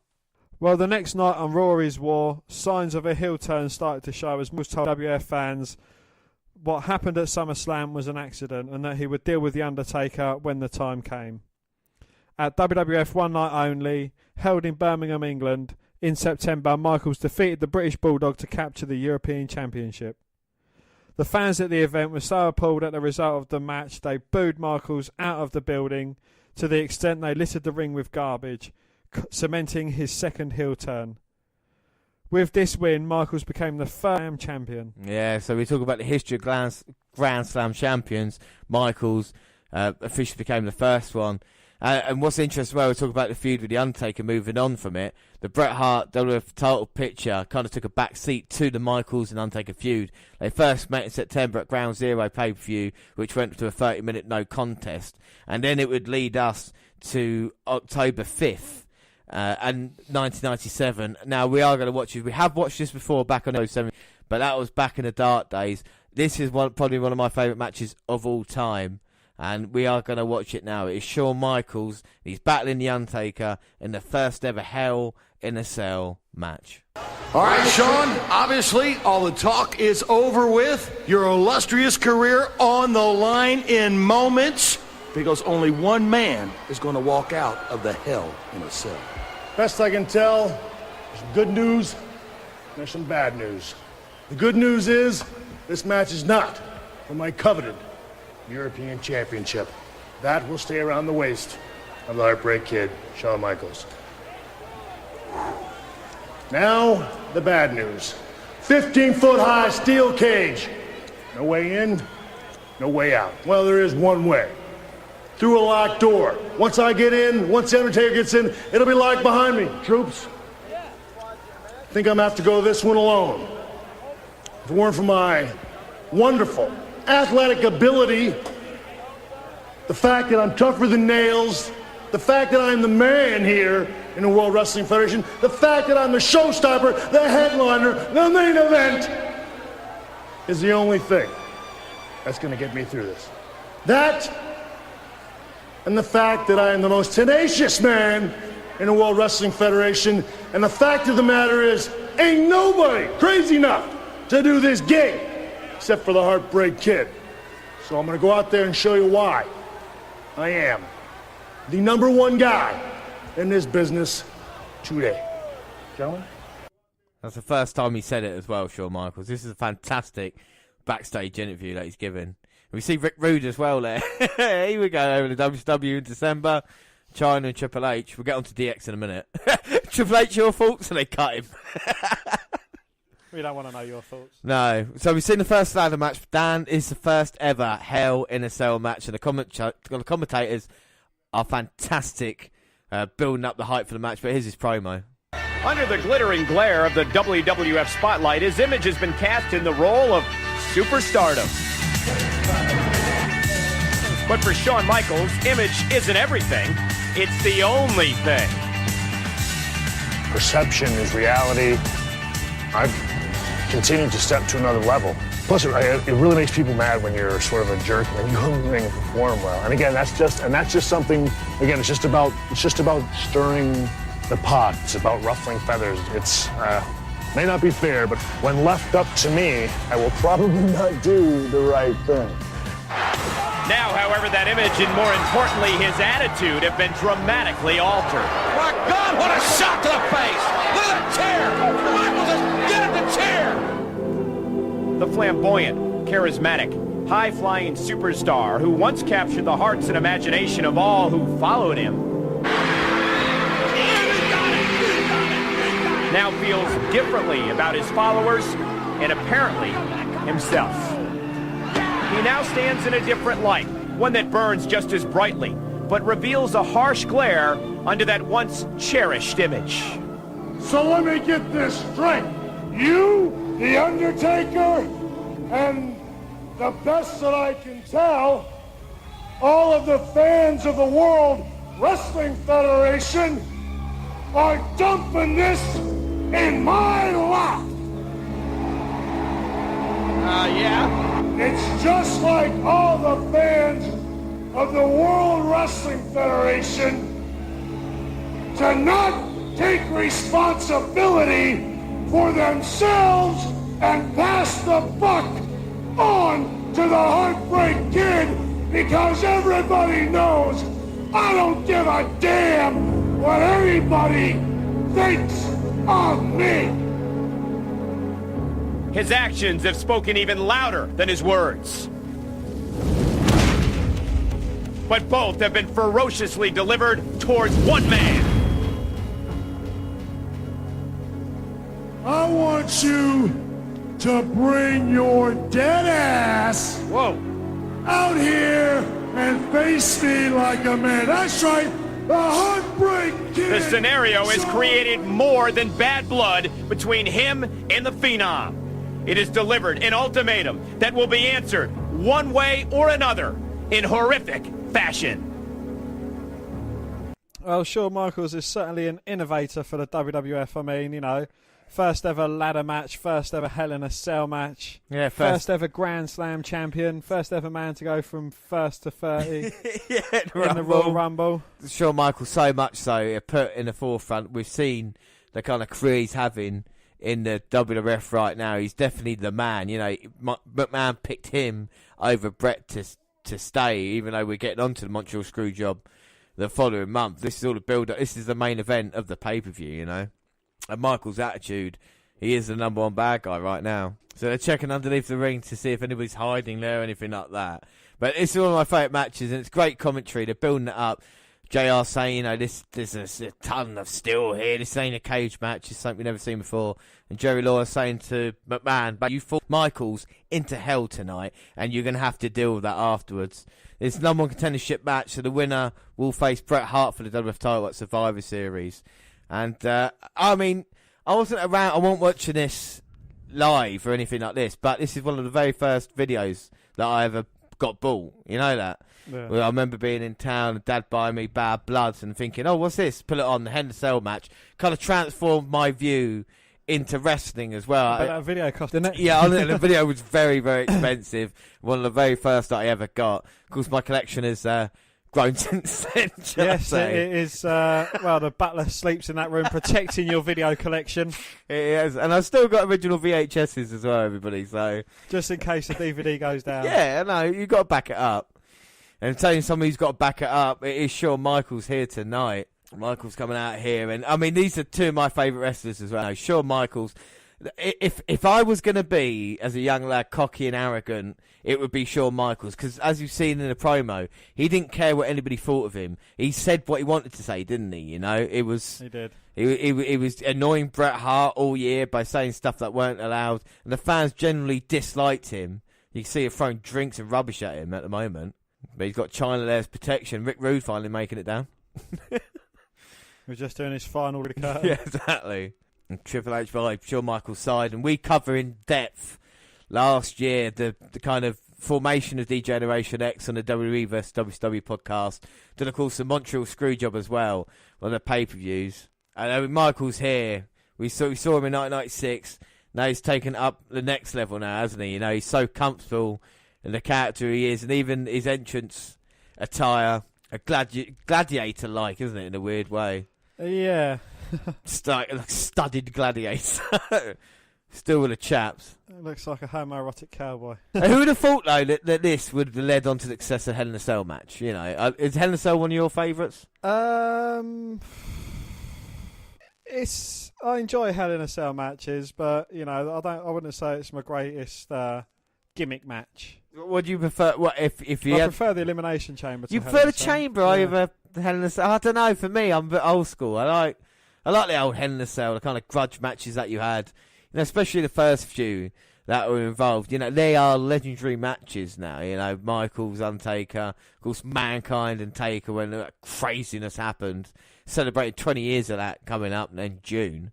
And now Rude, Triple H and China making their way out of the ring as the thunder hits inside the building. And now as the cell's lowering, Michaels realises there's no one there to help him. He has to get ready for this. And the story of this match as well is fantastic. Being locked inside hell with the Undertaker. And so we did watch this, but now we're watching it as accomplished commentators. So this is going to be perfect. There is no reason to change as we wait for the Undertaker, who in 1997 was dealing with Paul Bearer, a secret hanging over his head. Yes, and if you want to listen, you know, if you want to laugh, if you listen to this and then listen to our first coverage of it, you can see how we've grown as a podcast. So exactly. See the difference. It is our shortest ever podcast. It's about 17 minutes long. It was. So we just covered the main event. We'll see if we could do any better. See if we go longer than 17 minutes. I mean, and I mean the podcast about 3.5 hours long. Yes, thank you for sticking with us thus far. Yeah. And instead of mobile phones, they've got lighters. Exactly. Allow lighters in there, and that's what all the lights are. Dan, now with a lighter in the air. I feel like I'm there at the moment. And talk about a man, I mean, you know, been around since 1990, The Undertaker, celebrating 28 years. This character, just incredible when you think about it. Just incredible. It is, yeah. We saw him earlier out of Motonia, but it is just incredible. I must have watched this match, honestly, about 100 times. I'm not going to lie to you. It was just the awe-inspiring entrance of The Undertaker. I mean, you know, throughout his whole career. And even during kayfabe, like we talked about, everything changed in wrestling. The wrestling style, the way people viewed it, and Undertaker and Michaels adapted and managed to carry on. And even The Undertaker took it one step further to be able to still be relevant and come out as a character and people to buy. It does still send chills. Well, in 10 years' time... So Michaels just shit himself. There you go. There's another wrestler scared by an opponent's entrance. Yeah. So you say 10 years. But, you know, even in 10 years' time, well, just under 10 years' time, these two guys, they're going to finish off the Royal Rumble. Yeah. And then, you know, the following year, they start off the 2008 Royal Rumble. Yeah, I know, it's mental, isn't it? It is. And then these two would go on to, you know, in 2009, so 12 years after Hell in a Cell, they were going to have a classic WrestleMania match. It's... Well, a couple of classic WrestleMania matches. matches. You count 2010 as well, yeah. I mean, it is phenomenal, you know. The Phenom and all. And Shawn Michaels himself, you know, now he's stuck. Now he realises he's got nowhere to go. No one to help him. No. He's all on his own. And now he's got to back up everything that he said and everything he's done, all his actions towards the Undertaker, all these chair shots. He's finally got to deal with a dead man. And Michaels only realising there ain't nowhere to go. And the Undertaker's just going to take his time. He knows that he's got Michaels trapped literally in a cage. And he's going to slowly walk him down. Well, the bells rang. This match is officially underway. Michaels inviting the Undertaker into the ring. Here comes Shawn now running the ropes. Oh, but runs straight into a big boot from Taker. And again, Earl Hebner is officiating this match. We've seen Earl Hebner in every match. How weird is that? He's been along with us for the journey.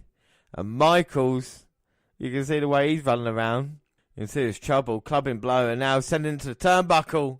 And look at the bounce off. Travelled halfway across the ring after being sent into that top turnbuckle.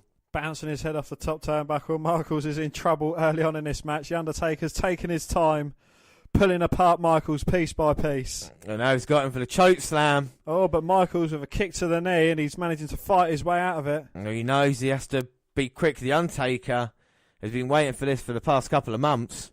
Michaels has got Undertaker in the corner now, punching away at his head. And we see Michaels using the jabs before. Teeing him up with the left before the big right hand. Irish Rip attempt, but reversed by the Undertaker, and Michaels with a classic HBK bump in the corner. And he just gets clotheslined back down to the mat. And he's going to go. I don't think he really going to pin Michaels there, but he's just showing his dominance at the moment. He's just showing he could do if he wanted to. And again, Michaels going back to the black trunks with silver broken hearts all over him. And the boots have changed now, haven't they? We've gone for the proper kind of Shawn Michaels boots that he's wearing. I don't know if they've got hearts on the boots. And then Undertaker in his classic black boots, black trousers, black sleeveless shirt, black elbow pads, black gloves. I love this look of the Undertaker. Carry on wearing this in 1998. He'd gone through different appearances, but picked the right one, and then he hit old school. Or school. School back then. It would be back then. Undertaker, a 7-year veteran. Of course, Michael's been there longer than Undertaker, and both of these men as well appeared on the very first Monday Night Raw in a couple of weeks' time. 25 years. Unbelievable, 25 years of Raw. And now Undertaker just slowly picking up Michaels, slamming him down.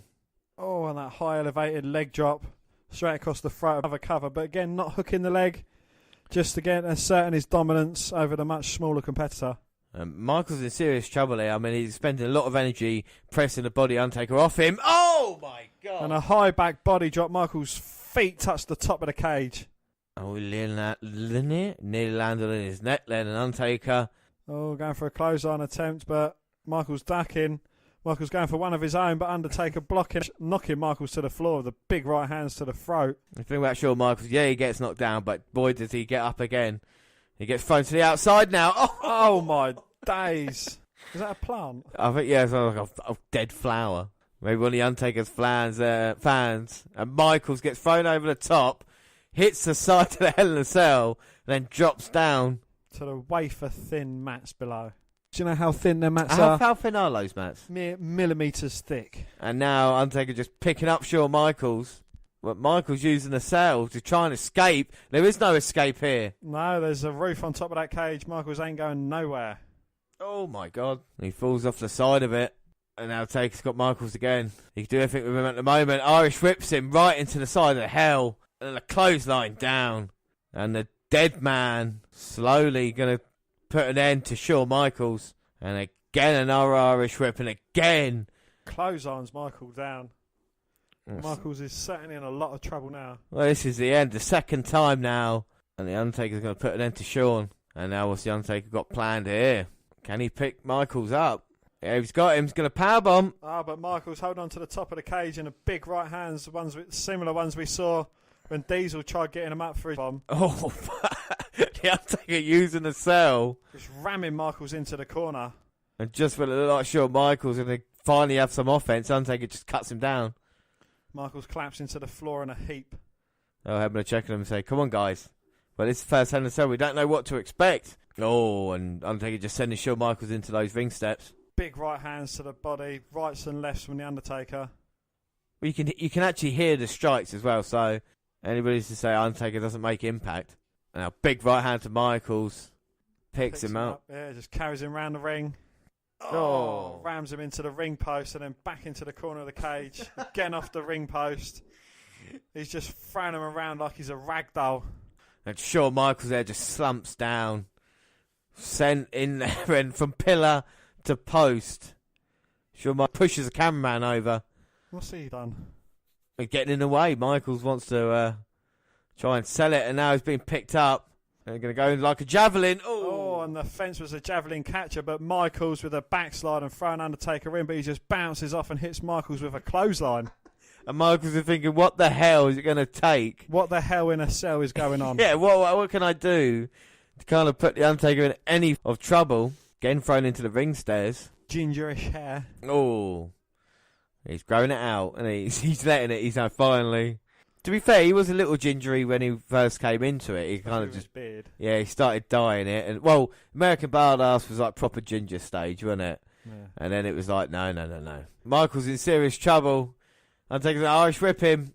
Oh, just throws him into the cage. Oh. Looking to follow it up, but Michael's managing to move out of the way. Undertaker hitting the cage. He's on the mat now, and he's on the floor. And Michael's just giving big right hands to the Undertaker's head. And Michael's a little bit frustrated that the Undertaker didn't. Again, what are you going to do? Say something to him? I suppose if anybody could, maybe Shawn Michaels. But now he's finally got a bit of separation from the Undertaker. Bit of offense. And rolls back in the ring. Oh, now Michaels, big right hand. Undertaker's on the apron. This match, but Michaels cutting him off with the right hands. Oh! And we see a stunner-like manoeuvre there from the Undertaker, hanging Michaels up on the top rope. Michaels selling it beautifully. Bouncing halfway across the ring. And every time it looks like Michaels might be getting into this match. Undertaker cuts him off, but Michaels again, back to his feet. Oh! Shoves him off the ring apron. Undertaker bounces off the cage side and down to the mat. But he doesn't stay down for long. And now Michaels, though, going to try and capitalise on this. This is the problem. Undertaker, Michaels got to try stay on top of the Undertaker and go try another Irish manoeuvre. Oh! Suicide dive through the second and top rope, taking out the Undertaker. And now Shawn going to try and use that cell as a friend. He's realised he is in Hell in a Cell. Oh! Climbs halfway up the cell side and drops the elbow straight to the blackened heart of the Undertaker. And then just spits at the fans. He does with his nice classic Kodak disposable camera. And now Michael's on the apron, the Undertaker down. Undertaker slowly getting to his feet. What's Shawn got planned? Oh, just flying off the ring apron with a big clothesline, taking Taker down. And now I think Michaels realises he's got to give everything he has to actually get any offence in here. First time in a while. Finally realising now he's got the stairs. Oh, drops him across the back of the Undertaker. He's got no to use everything at his disposal. Ring stairs, the cell. And finally Michael's successful. But the Undertaker again, still trying to get up. Michael's not letting him, dropping the steps onto his back a third time. Well, after the punishment Michaels has taken, I think finally something has clicked in him that he can actually win this. So he did there, click. He's got the Undertaker taking him to the rest of the stairs. Oh my God, he's trying to get him up for the pole driver. No, he can't. Undertaker seemingly blocking it though. But he has got Undertaker up. Oh, seated pole driver onto the steel stairs. Oh, Jesus Christ. Now you don't see that move anymore. No, you certainly don't. Oh my God, and Michael's saying to cameraman, get the fuck out of my face. And again, Michael's taking out his frustrations on the cameraman. He's just not happy, is he? Not happy with anybody. And now the Undertaker is in trouble for the first time in this match. Shawn Michaels realising it. Oh! Well, the cameraman's still really close to the action. Michaels stomping down on Undertaker. Don't forget we are inside hell. Undertaker still trying to get to his feet. Michaels is up. Oh! Double axe handle smashed straight to the head of the Undertaker. Drops him back to the wafer thin mats. Undertaker's up. Stop spitting, you dirty bastard. Is the Undertaker? Oh, I thought maybe the Undertaker was busted there for a second with the ring steps. Don't think he is, but Michaels now with the punches. Having success. Well, the Undertaker's like the Terminator. He just keeps coming at you. Oh, but Michaels bringing a chair in, and a chair is what started all of this back at SummerSlam. An unintentional head of the Undertaker. Well, this one is certainly intentional. Oh, yeah. So we're going to start with it. We're going to finish with it. Chair shot to the back. Michaels got a chair again. Oh. Straight across the back of the dead man. He throws it out of the ring. He's even angry with that chair. He knocks Undertaker down. Michaels must be exhausted. 2. Oh. But Undertaker kicking out with a bit of power there. I'm trying to do a powerful. That's more powerful. Yeah. But the Undertaker back to his feet. Like I say, can't keep the dead man down for long. And, he's responding with right hands now. Yeah, the Undertaker's fighting back. He's just taken 2 chair shots to the back. Michaels running again. Oh, but a kick to the midsection and a few right hands from Michaels sends the Undertaker reeling. And now the Taker's locked up in Michaels' favourite lockup move. Yeah, we've seen him. Michaels been caught with us a few times, but now, the Undertaker is going to have nowhere to go. And there he goes, caught up in the ropes. And Shawn smirking. No, he hasn't got a cigarette in his gob, James. He's just got a big grin on his face because he knows the Undertaker has got no defence to what Michaels can dish out now. Huge right hands. Michaels running in. Oh, but the Undertaker lifting a boot, managed to get his arms free. Power right in the kisser. Michaels in serious trouble running back in again. Oh, but again taking out a cameraman. Oh, and a cameraman. Not the first cameraman that's going to be done by the Undertaker. No, and Michaels furious. Oh, so you just broke the pay for that? And he just punched the cameraman and kicked him. Oh, stomping on his head. Even though I'll ever say it's too far. If I haven't saying that to you, then you might know it's too far. Well, the cameraman's in serious trouble. No, he's going back to work on the cameraman. He is. He's got a problem with the cameraman, hasn't he? Sent the Undertaker to the outside, and he's got a cameraman. This cameraman's got a wife and kids. Looks fucking built, though. I know. He's probably a developmental wrestler. I thought it was maybe Flash Funk, but I recognise him, surely. Don't call me Shirley, but he does look a bit familiar. And Michael saying to the commentary team, yeah, this is what you made me do. It's turned Shawn into a monster. Not only is he on top of the Undertaker right now, but he's taken out everything left and right. No one is safe inside Hell in a Cell. No, but he should keep his attention on the Undertaker. I mean, it doesn't take long for the dead man to recover. That's true. The producer's saying, right, he's hurt. We need help. Get help. But you can't escape because the Hell in a Cell is, of course, locked shut. Or was this part of Michael's game plan all along? Well, it wasn't Michaels who hit the move, unfortunately, was it? The Undertaker threw Michaels on him, so... Yeah, but did he see an opportunity? I think you could be right, because he's such a degenerate in what he does. Kicking the cameraman, maybe think to himself, that's a backup plan. Shawn doesn't need a backup plan. No, Shawn, beautiful there. Diving clothesline, nip up. He's dragging him to the middle of the ring. Going to drop his patented elbow on him. Oh, Sergeant Laughter coming out here. Yeah, Sergeant S. Laughter. Undertaker's about 2/3 across the ring. What's Michaels going to do? Oh, drop an elbow straight across the blackened heart of the Undertaker. That's what he's going to do. And now Sergeant Slaughter saying to Red, you've got to open this door to get the cameraman out. And Michaels now tuning up the band. The cameraman out, the very injured cameraman out. Well, Michaels is calling for it, and this could be the end here of the Undertaker. Taker's finally getting to his feet.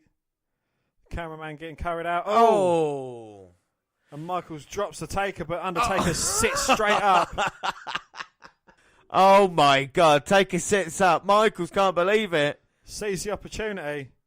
Tries escaping the cage, and both men are outside now. And both men have escaped Hell in a Cell. The fight goes on. Drop kick to the Undertaker by Shawn Michaels. Another one. Oh, Undertaker catches him this time. Michaels catapults him into the side of the cage. Oh my God. Michaels already busted wide open. My God, that's a bad cut. And Undertaker sensing blood and the big right hands to the forehead of Michaels. Oh my God, and I think Michaels made a mistake trying to escape Hell Cell. Yeah, he should have stayed in there. I think it was a lot safer. Undertaker's got Shawn Michaels now. Oh, treating Michaels like he was a javelin on the fence. The javelin catcher. Michaels' head's just been rammed into that hard cell mesh. It's already cut Shawn Michaels' head open, and again, this is unbelievable. Shawn Michaels come back in the match, but now it's complete destruction. Oh! And again, the second time was face first into that cell. Low blow on the Undertaker to try and get himself back into this match, but with his crimson mask, I don't think there's a lot Michaels can do. And now he's climbing up to the top. Well, where can he go? Yeah, where can he go? Where can he escape? Well, Michaels is grabbing his boot, climbing up. Undertaker's grabbing Michaels' boot, climbing up after him. But Michaels kicks him off, and he's on top of the cell. Oh, my God, this might be a grave mistake for Shawn Michaels. He's trying to get harm's way. But the Undertaker, as quick as a cat, going straight back after him. And can the weight even be held on top of the Hell in the Cell? Michaels now got a power drive Undertaker. Oh, they got to put him through. No, Michaels managing to stay atop the cage, not going through it. Undertaker backdrops Michaels, and you see the blood dripping off Shawn onto the camera. Oh. As the Undertaker just ripping Michaels' face into that mesh. Oh, my word. Well, we've never seen a structure like this before. And I don't think we ever will again. And Michaels is so close. Just going to fall through, hit the ring, go on the other side. Oh, Hebner's on the second ropes. Is he going to take out the cameraman? Oh, my God. Undertaker's got him for the press. He's not going to throw him off. No. Oh! Throws him back first onto the cage. And it dented it. It dented the metal structure on top. Michaels somehow back to his feet. The damn cage is going to collapse. Oh, my God. Undertaker, big right hand. And Michaels now. Oh, he's dangling over the edge. I think he's trying to get Har's way, but the Undertaker's got him. Oh, and the Undertaker's holding him up, grating his face against the side. Michaels is trying to get away from the Taker, to no avail. Shawn's in trouble, just hanging on. The Undertaker realising now. Stomping on the left hand. Stomping on his right hand. Oh, shit. Michaels goes through the announce table. And after the punishment he's taken so far in this matchup, I doubt he's going to be able to get up from that. No, this is over. This is over. Michaels there. Just put through the announce table by the Undertaker. The pull Michaels. The Undertaker is admiring his handiwork, but he's got to get Michaels back into the cell, into the ring, to pin him for the victory. Well, we need paramedics out here. Sure, Michaels. Can we get an EMT out here, please? For God's sake. Undertaker follows Shaw back down. But Undertaker goes down the hard way as opposed to Michaels' easy way.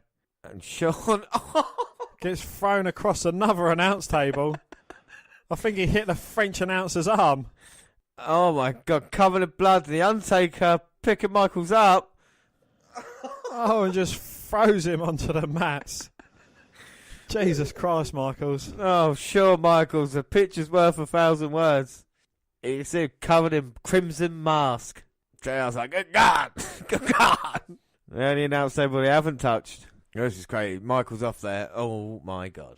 Michaels is a bloody mess. Taker's taking him round to get him into the Hell in a Cell, like you said, Dan, to pin him. And I think he's easy pickings now. That is it. They can finally relock the cage. Yeah. Look at the blood dripping off the nose of Michaels. And they're not only locking the cage, they're putting a steel chain around it, padlocking it shut. I don't think they need to. I don't think this match is going to be over. It's going to be over soon. And now Michaels being taken to the top. Oh, he's getting hung up on a top turnbuckle. Huge right hand, and the Undertaker doesn't need to do this, but he is Second top rope. Well, I think he's just proven a point now to Michaels. Choke slam. Oh, my God. A choke slam from hell inside Hell in a Cell. And we haven't seen that move often, so we know that's how vicious the move is. Michaels is nowhere to go. And what follows the choke slam? The tombstone pile driver. Oh, but the Undertaker doesn't want to hit the tombstone. What's he looking for? Well, James, you said this is what started it, and this is what's gonna be ending it for the Undertaker.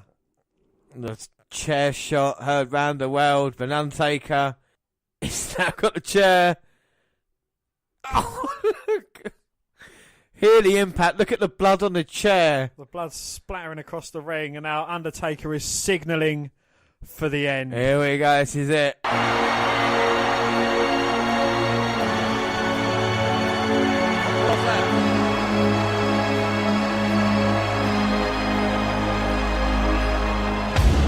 Oh my God, wait a minute, it's Paul Bear!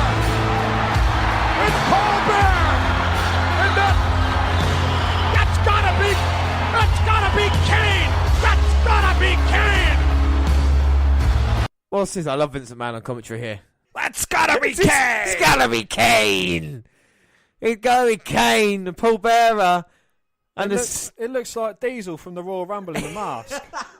It's the brother of the Undertaker. He's just ripped the cage door off its hinges. Oh, heaven no! Oh, poor Al. Undertaker's brother, Kane, coming in here. Now these two are going to team up to cause destruction like the brothers should. This is a confrontation. Waiting to see. Paul Bearer was speaking the truth. And now Kane has arrived. He's as big as the Undertaker. What's he doing? Lifting his arms. Michaels is flat out on his back. And 3 of the turnbuckles go alight. Kane's got Undertaker up now. That's the Undertaker's move. No, you were right the first time. Yep, there you go.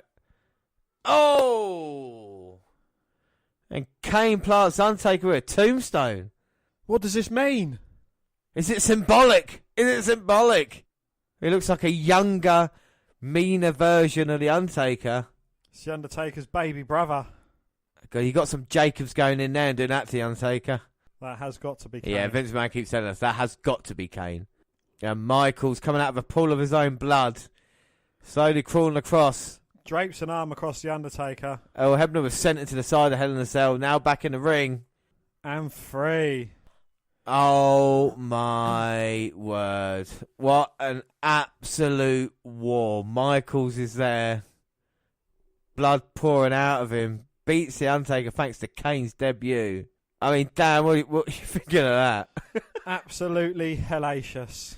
Well, one of the greatest matches, I feel, of all time we've just witnessed there. This is the match of the year in many circles in 97, beating out Eddie Guerrero, Rey Mysterio, and you can see just by the complete and utter violence. You talk about story in a match, it told it perfectly, didn't it? You know, at the start, Michaels being out of his depth against the Undertaker, being beaten down Undertaker with ease, taking his time slowly and surely. Don't call me Shirley. And then Michaels realising, wait a minute, he can get back into this match using the Cell as a kind of tag team partner with the pile driver on the stairs, knocking the dead man down. And then with the cameraman getting knocked down by accident, opened up a whole possibility, didn't it? And completely changed it then. It did. Because the Undertaker was in control.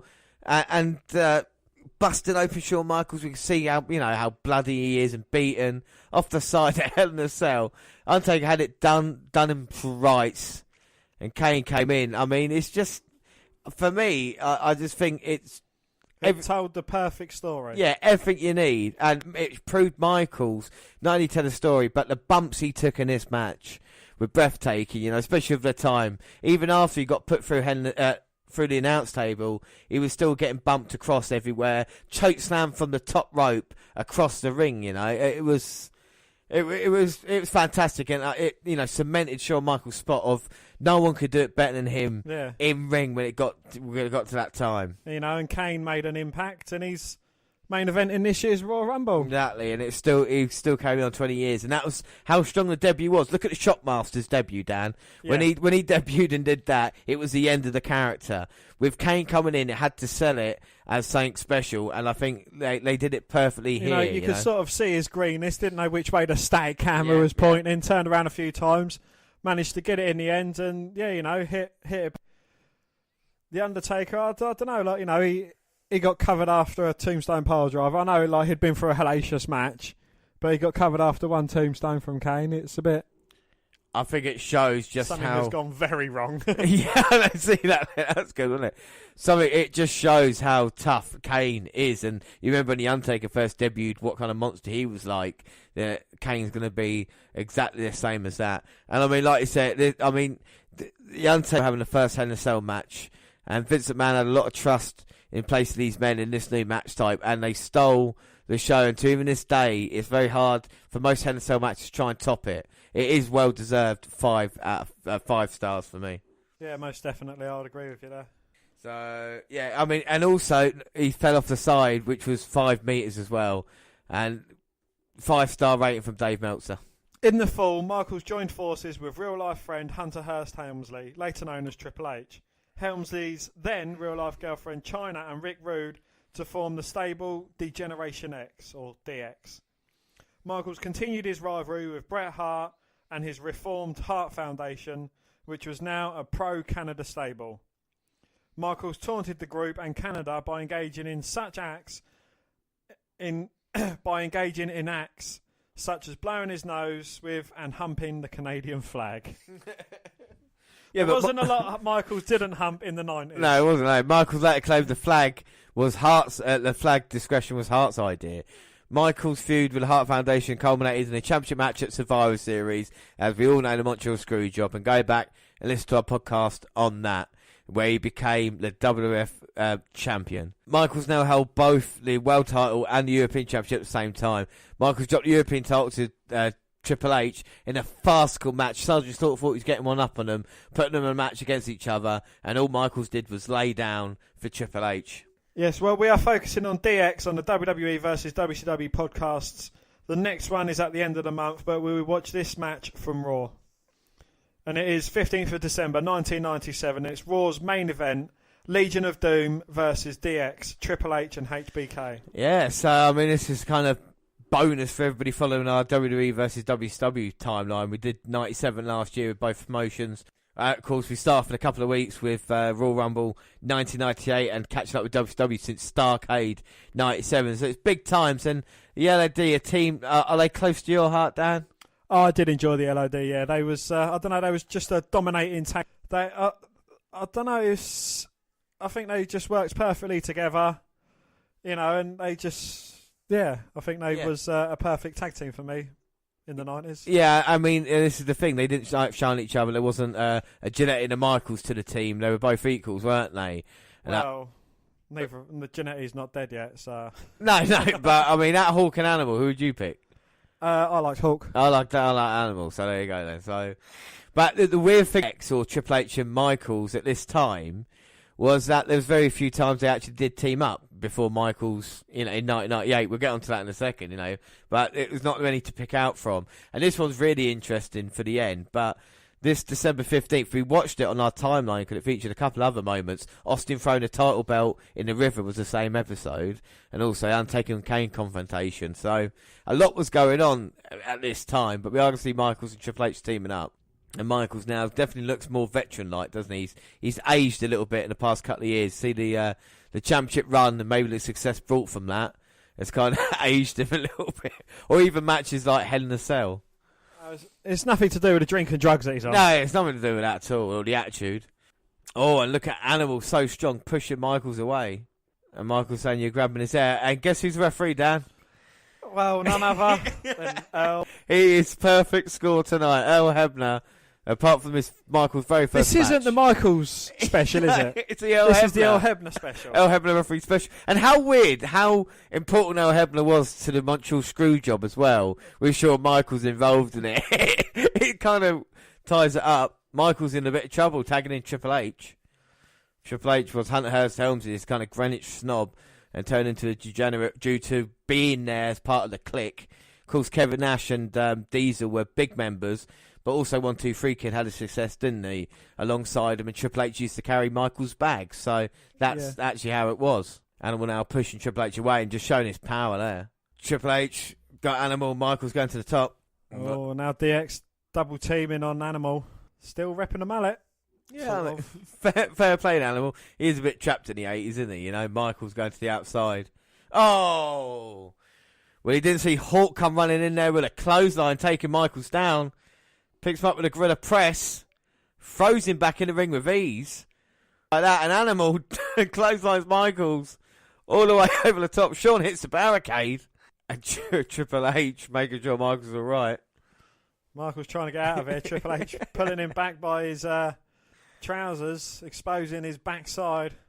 He doesn't want any. He doesn't want any LOD. There's the thing about it. They are tag team, been together so many years, and they're watching these two degenerates disrespecting the sport that they feel they've built up. That's why they want to dish out a bit of punishment to these two guys. And Animal now punch to the midsection of Triple H. Got him in a side headlock. So where did LOD come in our tag teams? Oh, kick back's head and Triple H big knee. About, I don't know. How many tag teams did we do? 25? Yeah, I think so. 12, 13, 14, 15. Somewhere between 1 and 25 they came. Yeah. Well, no, 4 and 25. Because I know the top three were Edge, Christian, Michaels. Not Michaels. Michaels is choking. Hawk now behind referee's back. And Triple H there getting Animal to get in. Good tag team by these degenerates in China there. Of course, Rick has done the off skis, hasn't he? He has, yes. He's gone to pastures new. DX teaming up. Triple H drop toe hold. Oh, and a lovely elbow drop to the back. And these two, you know, future multiple time heavyweight champions teaming up together. It's kind of like a dream team, but before they was dreams.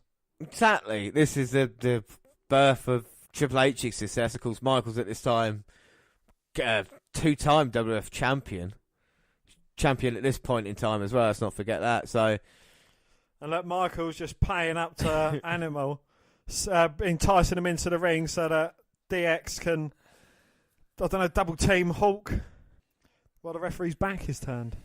Now, snapmare takedown. Michaels tags in Triple H. Big knee by the game, or not the game. Pre-game order. Pre-ordered. In China, the porn star looking on. No, she's not a porn star. No, it's still a bit manly, isn't she? But now Michaels and Triple H both in. And the degenerate right hands, left hands, combinations, beating down LOD now. And again, we're back from the break, and Hawk is still getting beaten down.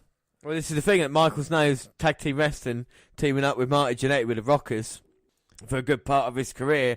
So he knows exactly what to do in these matches, teaching Triple H. But Hawk is gradually trying to make it to his corner, picking Michaels up. Now Michaels in serious trouble. Can he get to Triple H or stop Hawk? Well, he chooses to stop Hawk. Irish rips him to the corner, up, but runs into the back of Hawk and comes off just as bad as the LOD team member. Hawk doesn't know where he is.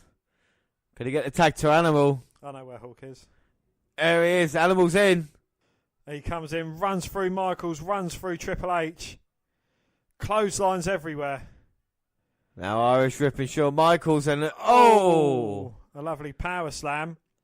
And Billy Gunn's out here with Legion of Doom recently. Animal shoulder blocking Triple H down. And there's the Road Dog. And Road Dog's got something in his hand. Chloroform. And Animal's got Michaels up. Doomsday Device, but he's still managing to do so. Kicks Triple H away and then electric chairs Michaels. Oh, and Hawk's been knocked out by New Age Outlaws, so now Hebler can't see a thing. China in. Oh! Animal. And the referee rings the bell. And China with the European Championship. They throw Hulk back in the ring. He's been put out with some sort of liquid on a rag. And now what they got in their hand looks like a razor. And he looks like he's shaved. No, he's not, is he? He's going after the mohawk of Hawk. Oh, my God. This is heinous. This is a heinous attack. By these other degenerates. Yeah, these outlaws are coming out here. Michaels and Triple H seem to be loving it. They are outlaws of the new age. And this is sickening. The disrespect here of these new guys, what they're doing to the Legion of Doom. Well, Michael's saying, oh, wait a minute, we should do something to Animal. And China's got Animal. All you need is China. Billy Gunn, Triple H has got Animal, Road Dogg and Michaels. And you thought the Shield bomb was good? Oh! This is a 4-man power bomb. It's the DX bomb. The X bomb. Yeah. Oh my God, New Age Outlaws and DX putting Animal through the announce table. Oh my God, he's going to suck it big time. Look at the destruction of Animal and Hawk. Look at Road Dogg pissing himself laughing. Well, we saw Billy Gunn earlier in the Rumble. This is not smoking Billy Gunn anymore.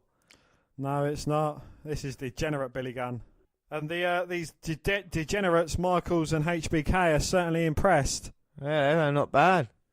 And Michaels going up saying, that was a good leg drop. Oh, there we go. They were going to celebrate, but I think New Age Outlaws want the WWE title match or the WWE title belts. And they're dancing their way. And they've destroyed the Road Warriors, Legion of Doom here tonight. And Michaels saying, yeah, not bad. Not bad. Not bad.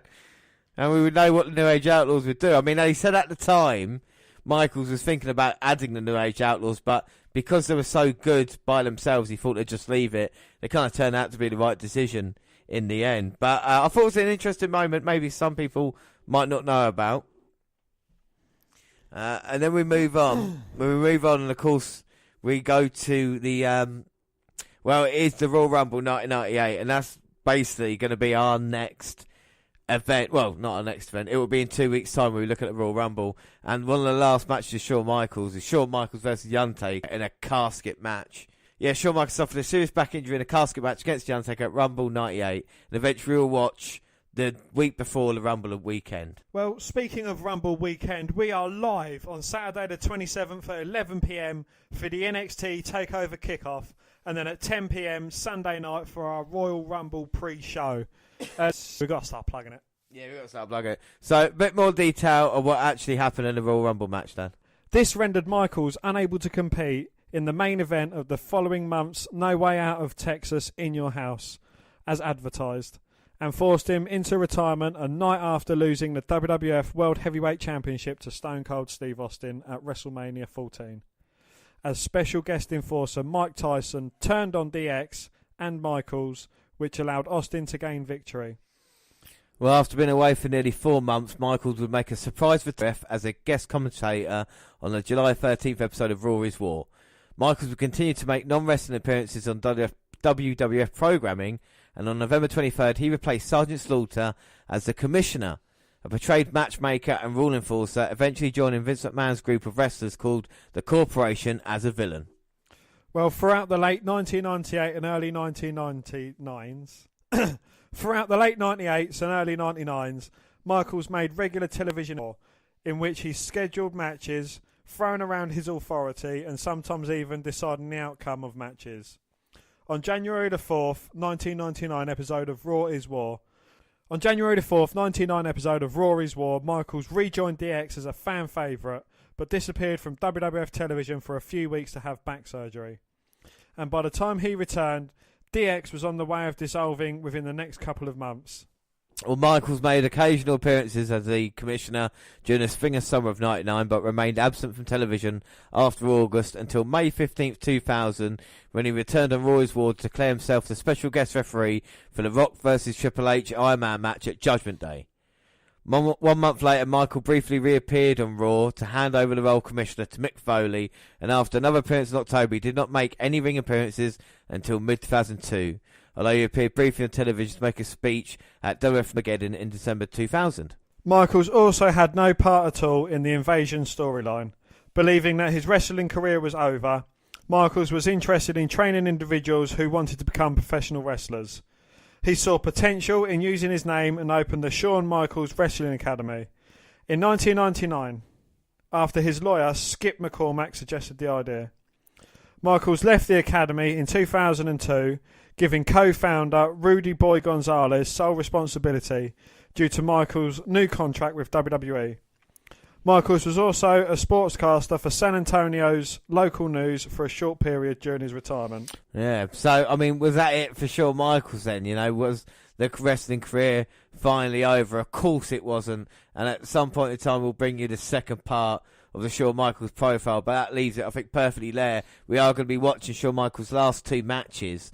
Like I said, at the Rumble against the Undertaker, we've got coming up in a couple of weeks in the casket match, and then finally at WrestleMania 14, we're going to see him against Shawn Michaels. And it was interesting, No Way Out, he said in February, he missed out on that match. It was going to be New Age Outlaws with Triple H and Michaels. He missed out. Guess who replaced Shawn Michaels at the pay? Savio Vega replaced him. That's how great it was at the time. Going against the LAD, Austin and Ken Shamrock. But anyway, we talk about loads of matches he had. We just got a few honourable mentions here, Dan, haven't we? These are just a few of the best Michaels matches we found, obviously up until his return in 2002. We've got the Midnight Rockers versus the Midnight Express, the AWA, ESPN Championship Wrestling, 24th of the 1st, 1988. Yeah, all these are on the W Network as well. You got the Rockers versus the Intruder and I, Mark Sharp, WF Superstars, 18th of the 6th, 1988, called WWE match. We've got the Rockers versus the Brainbusters, WWF MSG live show, 23rd of the 1st, 89. Shawn Michaels versus Bret Hart from Superstars, which is 21st of July, 1992. Shawn Michaels versus Mr. Perfect, SummerSlam 1993. And people forget about this match, probably because it's so early in Shawn's career. But it's a very fun match. A match we have watched on the podcast as well, Shawn Michaels and Diesel versus British Bulldog and Yokozuna in Your House 3 triple header. Shawn Michaels became the second man to win the Royal Rumble for consecutive years. The first being Hulk Hogan in 1990 and 1991. Yeah, that was Rumble 96. Also 96, Shawn Michaels versus Marty Jannety on Raw. That was 1st of July. Shawn Michaels versus Psycho Sid at the Royal Rumble 97. Shawn Michaels would make a return to WWF after losing his WWF Championship a few months earlier to Psycho Sid at Survivor Series. God, that's a tongue twister. In his hometown of San Antonio, Texas, to reclaim the WWF Championship. And that's the match we watched, that's pay-per-view we watched last year. Go back and listen to that. And a few accomplishments. Well, he got Feud of the Decade, 2000, that's not good. Match of the Year, 93 to 96. That's how good he was. He got a match of the year from 93 through to 96. Well, you think that's good? He was ranked number 1 of the top 500 wrestlers in the PWI 500 in 1996. But anyway, let us know your thoughts on the show, what your favourite matches were, and what matches you would have picked as well. And up next, we got the WNR138, the network review for January 2018.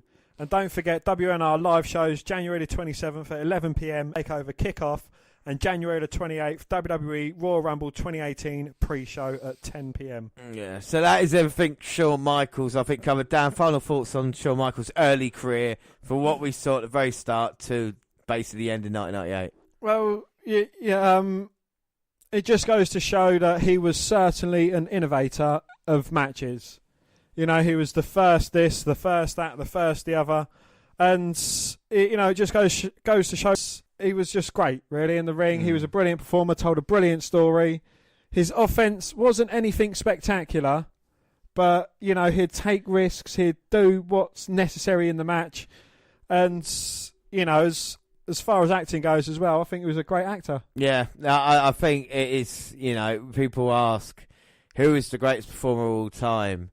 I think it's very difficult to argue against Shawn Michaels after you go back and watch a selection of, just because, even though, like I said, with the offense, it delivered something different in every match that we watched. The first ladder match with Bret Hart, the kind of technical side to it, the kind of rivalry he brought with Razor Ramon, the kind of hardcore style with Diesel, the Hell in a Cell, which is absolutely brutal. And every time kind of evolving and changing that Shawn Michaels character as well. I mean, it was a pleasure going back and watching every match, wasn't it? Like to see throughout his career in the 90s how good he was, and that kind of attitude of being able to back it up. Outside he was a complete nightmare, and also with a Click and DX and all these other things. But when he went in, he could deliver a 5-star match. Or deliver a performance every time. And that's why we called him like the main event, the headliner. The showstopper. The showstopper, the icon that can still go, all these things, because he did back it up, Yeah. And, for someone who started his career that early on as well, and You can see the transformation of him as well as a young buck, with Jannety as part of the Midnight Rockers to, you know, cementing himself and cementing a legacy and, you know, a well-deserved Hall of Fame career. So don't forget to contact us. We're on Twitter at WWE Network Review or at Vince McDan WWE. I'm at J_Rowlands. We're also on Facebook. We're also on Facebook. Yes, you can come and find our page and give us a like with the WWE Network Review. Or you can come and find me and add me as a friend. I am Vince McDan. Across all the Google platforms, WWE Network Review on Google+. Send us an email, the WNR podcast at gmail.com. Don't forget to subscribe to our YouTube channel, WWE Network Review podcast there. We've got clips going up there. Also, podcasts go at the same time to other places like SoundCloud. On your phone. We're also on Spreaker Radio. We've got live shows, Stitcher Radio, and iTunes where you can download, subscribe, rate, and review there. That's it. I've been James Rhodes, and as always, I was joined by Dan White. Thanks for listening, everybody, and thanks for listening to the first podcast of 2018. Bye.